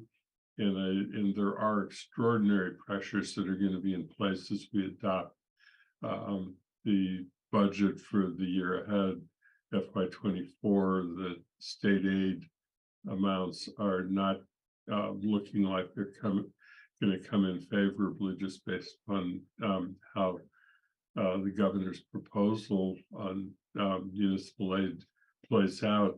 And I think that the other thing that I was concerned about is that it's actually more expensive for us because we're an extraordinarily large council. And as you compare to these other communities, most of them are, 5 or so counselors. And, our charter commission decided that we would be best off with a very large council, but it means that the salary question plays out to a much larger number of people.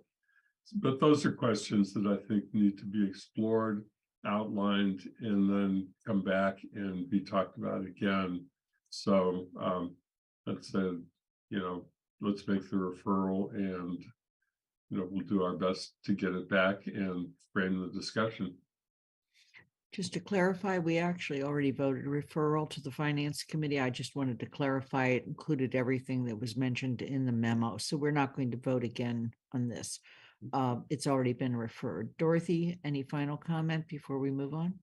Yes, I think that we should not underestimate how difficult it's going to be to get a really representative and diverse council. We have to move quickly on this because there is a time frame. We're not voting on our own pay. We're voting on the pay for the next council. And if you don't feel that you can vote money that you get, then you don't run for that next council. So that gets rid of that problem. I don't agree with needs-based pay. I understand the reasoning behind it, and it's very well intentioned. But I think that for people to be feeling equal as council members, the pay should be the same. If somebody privately wants to give theirs back, that's up to them. Okay. But I don't think anyone should have to ask for it. Whatever the pay is, that's what it is, and you should just get it. So I think this is very important, and I'm glad it's come forward. And we do have to move because I think it has to be done within 18 months. Is that right, Lynn? That we have, so it has to be moved on it. So if anyone is worried about the town council members not working hard enough, I think that they should put that worry aside, because everybody is and knows exactly how many hours it is. And we want to encourage more wonderful people to run for the council. Okay. Are there any further comments? This has already been referred, and we've actually asked that if possible, there be something come back to the council by April 1st. Okay, seeing nothing, then I'm going to move on to, there's no appointments. Are there any reports for committee and liaison reports? And I'm going to start with, as soon as I find my notes, sorry. When we're in the town room, I have more room to spread out. Mandy Jo. We continue to work on rental permitting and the referral on the proposal by myself and Pat on duplexes and more. The hearing for the duplex and extra zoning proposal is this Thursday at 4:35 p.m. And I'm assuming that neither of those are ready to come back to the council, at least for the 6th of March. No, Okay. we're looking at April at the earliest for at least the permitting, and probably later for the other one. Okay, Elementary School Building Committee, Kathy? There is a list of meetings that has been set up, and I want to make sure we can email it to everyone and we can put it, we're going to talking about putting it up on the town website to present the project. We had the first of them on Sunday at Crocker Farm in the middle of a snowstorm. So that one has happened already. But these meetings, people should really be thinking about them, that they are district meetings, but especially any of them that are in person, other people can come to them. This is where people can come to get information. The report that's required by the MSBA called schematic design was submitted last week. So we are moving forward on all of this. And we're updating the website with frequently asked questions, where we now have the question with an answer rather than just a long list of questions. And we hope to have that updated. So I really encourage all of you to let everyone know, not just about your own district meetings, but if you can say, if you can't come to ours, there's another one. And Michelle and I, on the very last one, the April 16th, which is the last in the series, that's you all come to the Mill District with an offer of food being provided in the afternoon. So that is not going to be just a District 1 meeting. So I will get these out to everyone, and I talked to Brianna about posting them where we can have people understand that there are multiple opportunities. So people can come. We got great questions in our small turnout on Sunday. So that's not much else. The committee's not going to be very active, because the next piece is May 2nd, the big next piece. Okay, thank you. And by the way, that meeting was on Saturday during the snow. And right, so not Sunday. Right, so see, I don't even have my day right. I also want to just point out that anybody is welcome to go to any district meeting. If they're all posted on the calendars, and you can, if they're by Zoom, you're also welcome to join by Zoom. And I guess, Lynn, I was underscoring it because as far as I'm concerned, I'm doing a similar basic presentation. So if someone says, I can't make Wednesday night at 7 o'clock, or I can't make this, just go say that, take a look at the schedule and maybe you can do another one. Yeah. Thank you. Finance Committee, Andy.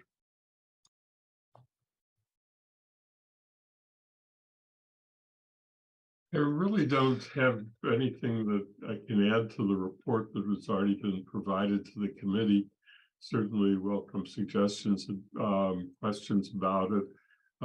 We have the meeting tomorrow, and I think that the most challenging discussion that we're going to be having is regarding the funding plan for the elementary school building, and which ties into then the question of the amount of debt that the council would need to authorize, which ties back to what we just approved in setting up the debt exclusion.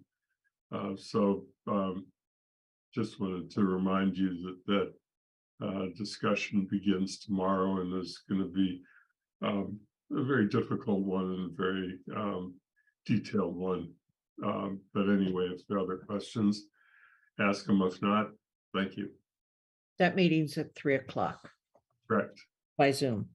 Okay, Jace, GOL, Pat? You're unmuted. Thank you. I think the memo that I presented in our packet is self-explanatory. We are asking sponsors of proclamations, even if they're and resolutions, even if they're annual months, to really review the material, to contact me, and because we have someone who is a sponsor be present at a GOL meeting, which are at 9:30 on Wednesday, every other Wednesday. March 1st is the next one. It becomes critical. We spend an enormous amount of time trying to make adjustments to resolutions and proclamations that the sponsors are really responsible for. And so we really need that help. And support. So we're looking ahead to the Jewish American Heritage Month proclamation, the Child Abuse Awareness and Prevention Month, Ann Arbor Month. I've been in contact with the sponsors of the Child Abuse Awareness and Prevention Month. So I think that's sort of enough. We're going to be continuing in detail a look at the rules of procedure, and obviously tonight a couple of things came up that will be added to that list, and I think that's enough. Okay. JCPC, Kathy, I understand you're chair again. I am. I'm not going to give much more than say we're meeting every week, and the agenda tells you which departments are up. So you can look for this Thursday, and we will get a report back to everyone. The big challenge, if you look at even the initial set of proposals we had from the town manager and staff, is it's not quite balanced this year, the current coming year, and it looks a lot worse when you get out a couple years in terms of our capital budget. So if anyone wanted to know whether the town has a money crunch, the answer is yes. Okay. Jones Library, Anika. I would like to refer to Paul, please, for an update on the last meeting. Paul. Yeah, so they're just going through the basic design things right now, and they have eliminated a couple meetings, but sort of making progress on some of the areas like about where we need surveying work done to connect with town facilities and things like that. So relatively short meetings actually lately. Okay. TSO, Anika. Okay, so our last meeting, the sewer and water regulations that we heard so much about were in discussion.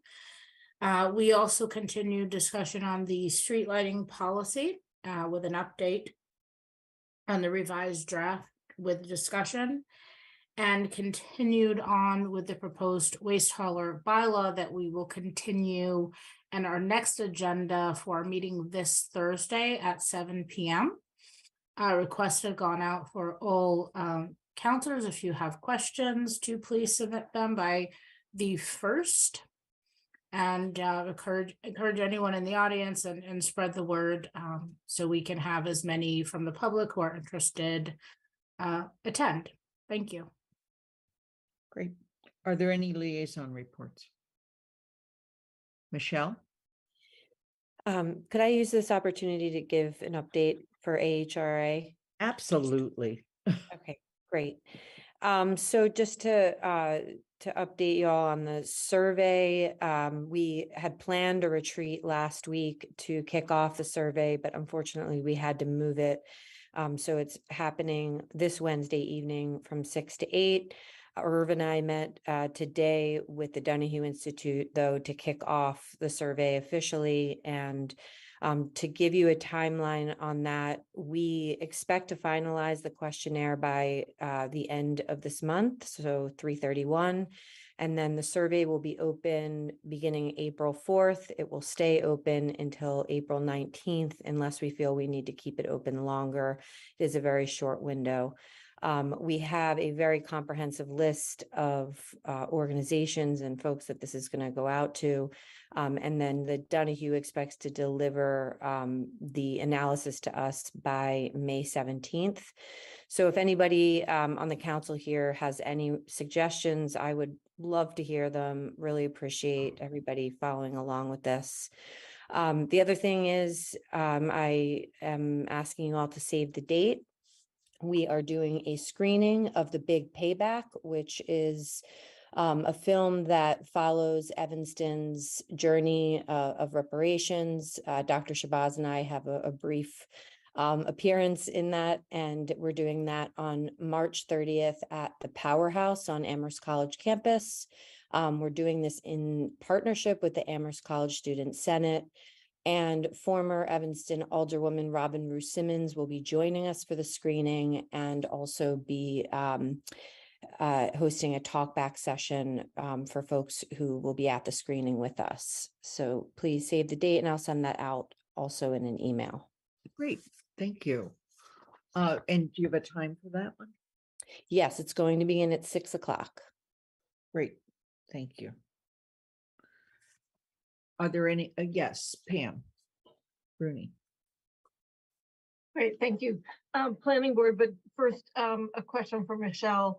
Are we going to be able to find the link to the survey? How are you going to push that out to us so that we can distribute? Absolutely, thank you. As soon as it's ready, I will send the link. It's going to be on our Engage Amherst site. It's going to be on the Amherst, our Town of Amherst webpage. It's done through Qualtrics, so there will be a QR code. And we will also be making physical copies that will be distributed throughout different locations in town, so that folks who do not have access to the internet will be able to access it. Great, thank you. Mine was quick. Planning board update. The planning board had sort of an ad hoc work session. That was a very fun conversation to participate in, or listen to at least, where they looked at the opportunities of, truly areas that could be focused on for development consideration, and similar to what I participated in probably a while ago, sort of some zoning bylaws that looked at mixed use development, for instance, at Atkins Corner.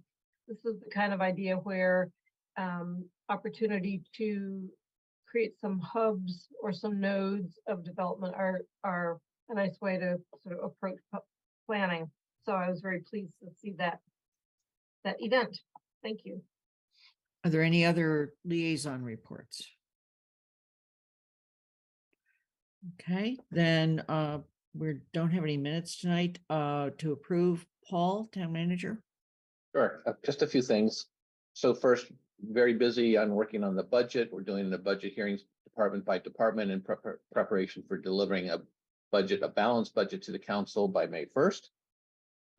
There's a lot of construction going on in town. You may have noticed it, but there's a lot of building projects and permits being processed through the inspection services. So they're very busy down there reviewing projects that are coming through the door.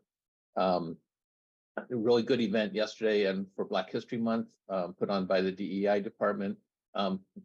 Black History through music, and Ben Harrington and Pamela and Jennifer all made presentations. So a nice turnout there. We're getting ready for the big night. If you don't know what the big night is, it's when the salamanders come out and sort of do their dance once a year, and it happened. And so we're working with the Public Works Department, the fire department, and police department. This happens up on Henry Street, where the Salamander Crossing is, and so trying to make sure the salamanders can get to where they want to do their dancing and whatever it is they do safely, and that the people who are helping to guide them are safe as well. So working with the Hitchcock Center for that, and that's kind of a fun thing. So that happens, and we don't know when that will happen. It will be some night in March when it's 40 degrees and it's rainy, and that's what brings them out. So everybody pays attention to it. It's called the big night. It's really kind of a neat thing. Another big night, we're preparing for this weekend's activities.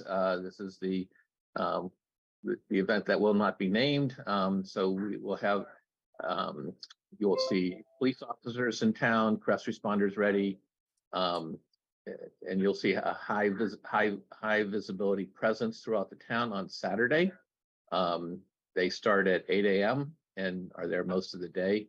And this is to make sure mostly students who are partying are doing it safely, and that the gatherings don't get too large or out of control.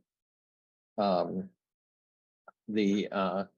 then also just a note that this is Sonia Aldridge's last week of work for the town. She ain't going away. She'll be back. She'll be back.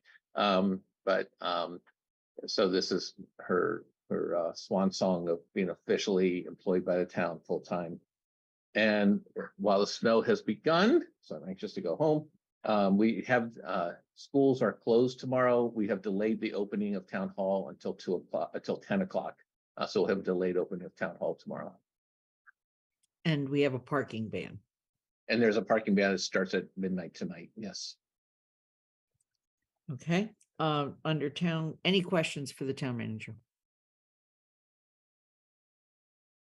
Who would like to go home before he gets snowed in? It's not too bad. Right. Under the president's report, just a quick reminder, you're supposed to actually get it to me today, but I'll take it tomorrow. Any issues or questions you want to make sure that we ask Senator Comerford and Representative Dom to speak to at the next meeting. They will be essentially the first item starting at 6:45. So we'll be juggling a little bit to make sure that we get other stuff done before they arrive, but they are Senator Comerford is not available to them. I did not do a president's report, so I'll do a catch-up report for next week's meeting. And that's basically it, unless you have questions. Under future agenda items, Michelle and I are working on the retreat, and we hope to have more information for you by next week. And other questions or future agenda items counselors would like to raise. Please continue, by the way, to hold March 25th from 9 till about 2:30. Any other questions or comments from counselors? Mandy Jo.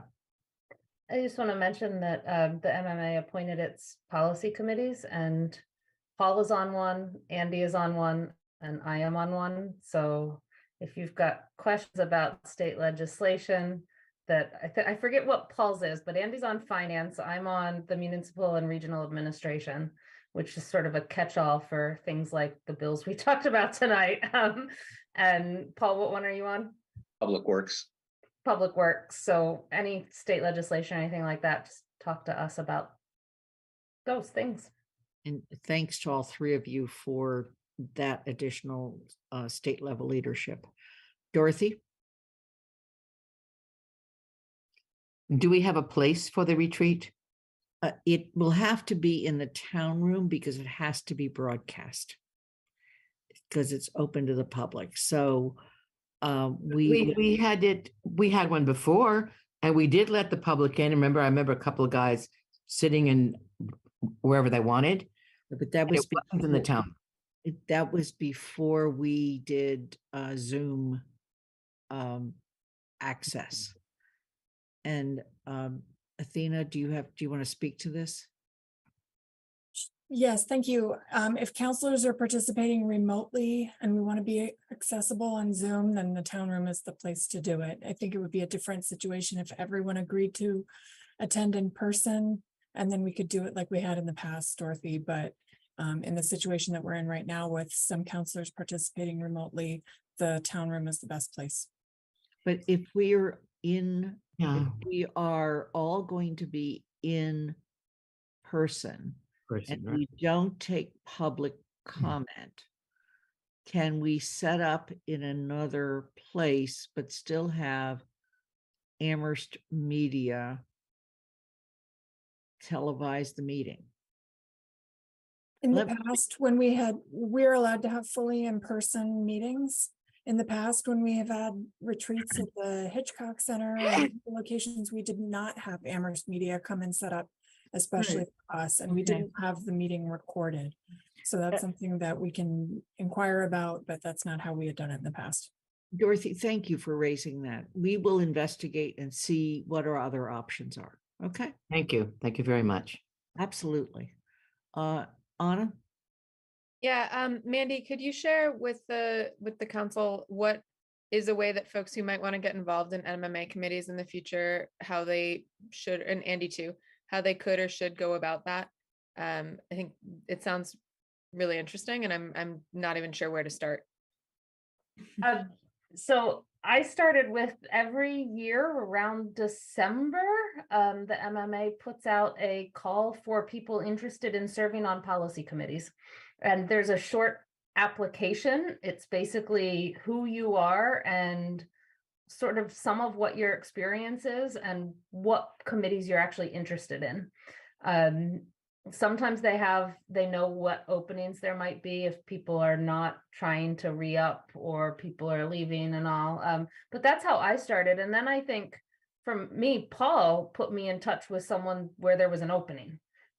So, you know, I think keep your eyes and ears out to those weekly MMA updates, and particularly the Beacon that talks about how to do it, but it's on the MMA website. I don't know how Andy got involved, but I sort of had filled out an application, and then Paul pointed me to a specific person who was in charge of the committee I'm actually on. Thank you. That's helpful. Andy, did you want to speak to that? Yeah, there's not too much more to add to what Andy said. The application process is towards the end of the year, and they make the decisions, and then the staff makes recommendations to the board, and the board votes it. And I think it's only been a couple of weeks ago that they made the announcement who would be on the 2023 committees. Now, some of them are more competitive than others and they're more careful. The fiscal policy one may be the most difficult one to get on because they're looking for people with a variety of experience in fiscal affairs in the local level.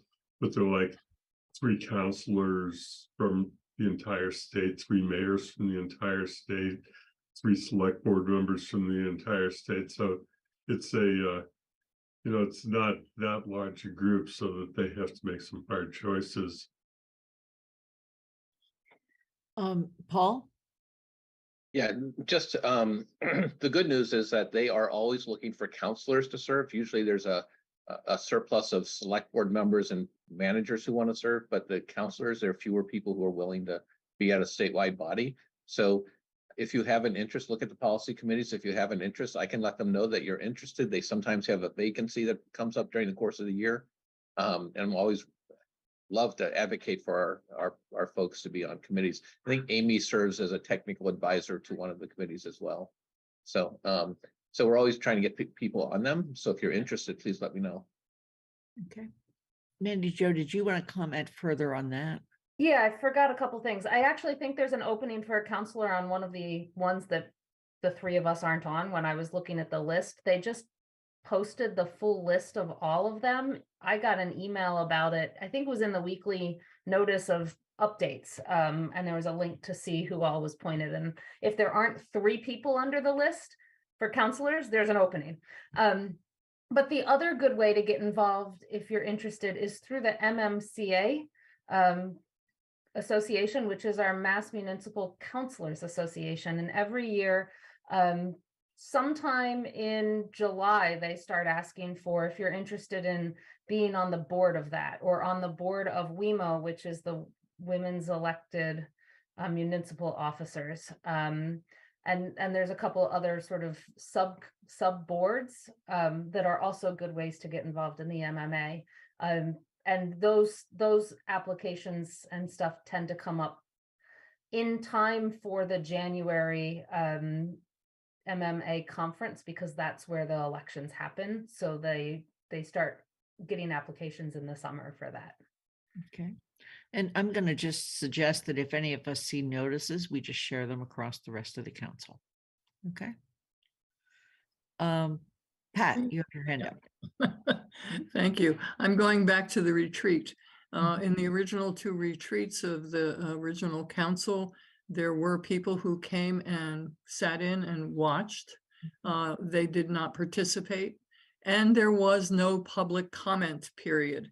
When you said, and I do not wish to have, on a time that I set aside to work on issues with the council, to have to sit for public comment. I think that's inappropriate. I don't mind the public there, although it does, make it, There's 2 things that retreats basically follow, and one is it's a special meeting of the town council, therefore we do not have public comment, and the other is that we don't take any votes. We can Yes, talk yeah, about issues, but right. we don't But take. you any- did say there was going to be public comment, so I just want to No, make sure there is. if I did, I misspoke. There will Okay, be great. no public comment. Thank you. But Thank it you. does have to be accessible to the public. Okay, I didn't hear that last thing, but it that's has fine. to be accessible to the public. Yes, absolutely. In other words, it has to be an open meeting, Yeah, but no public comment. but no public comment. Yeah, I'm sorry, I misled you on that. Are there any other comments or questions from the council? See none, then the meeting is adjourned at 10:18. Thank you.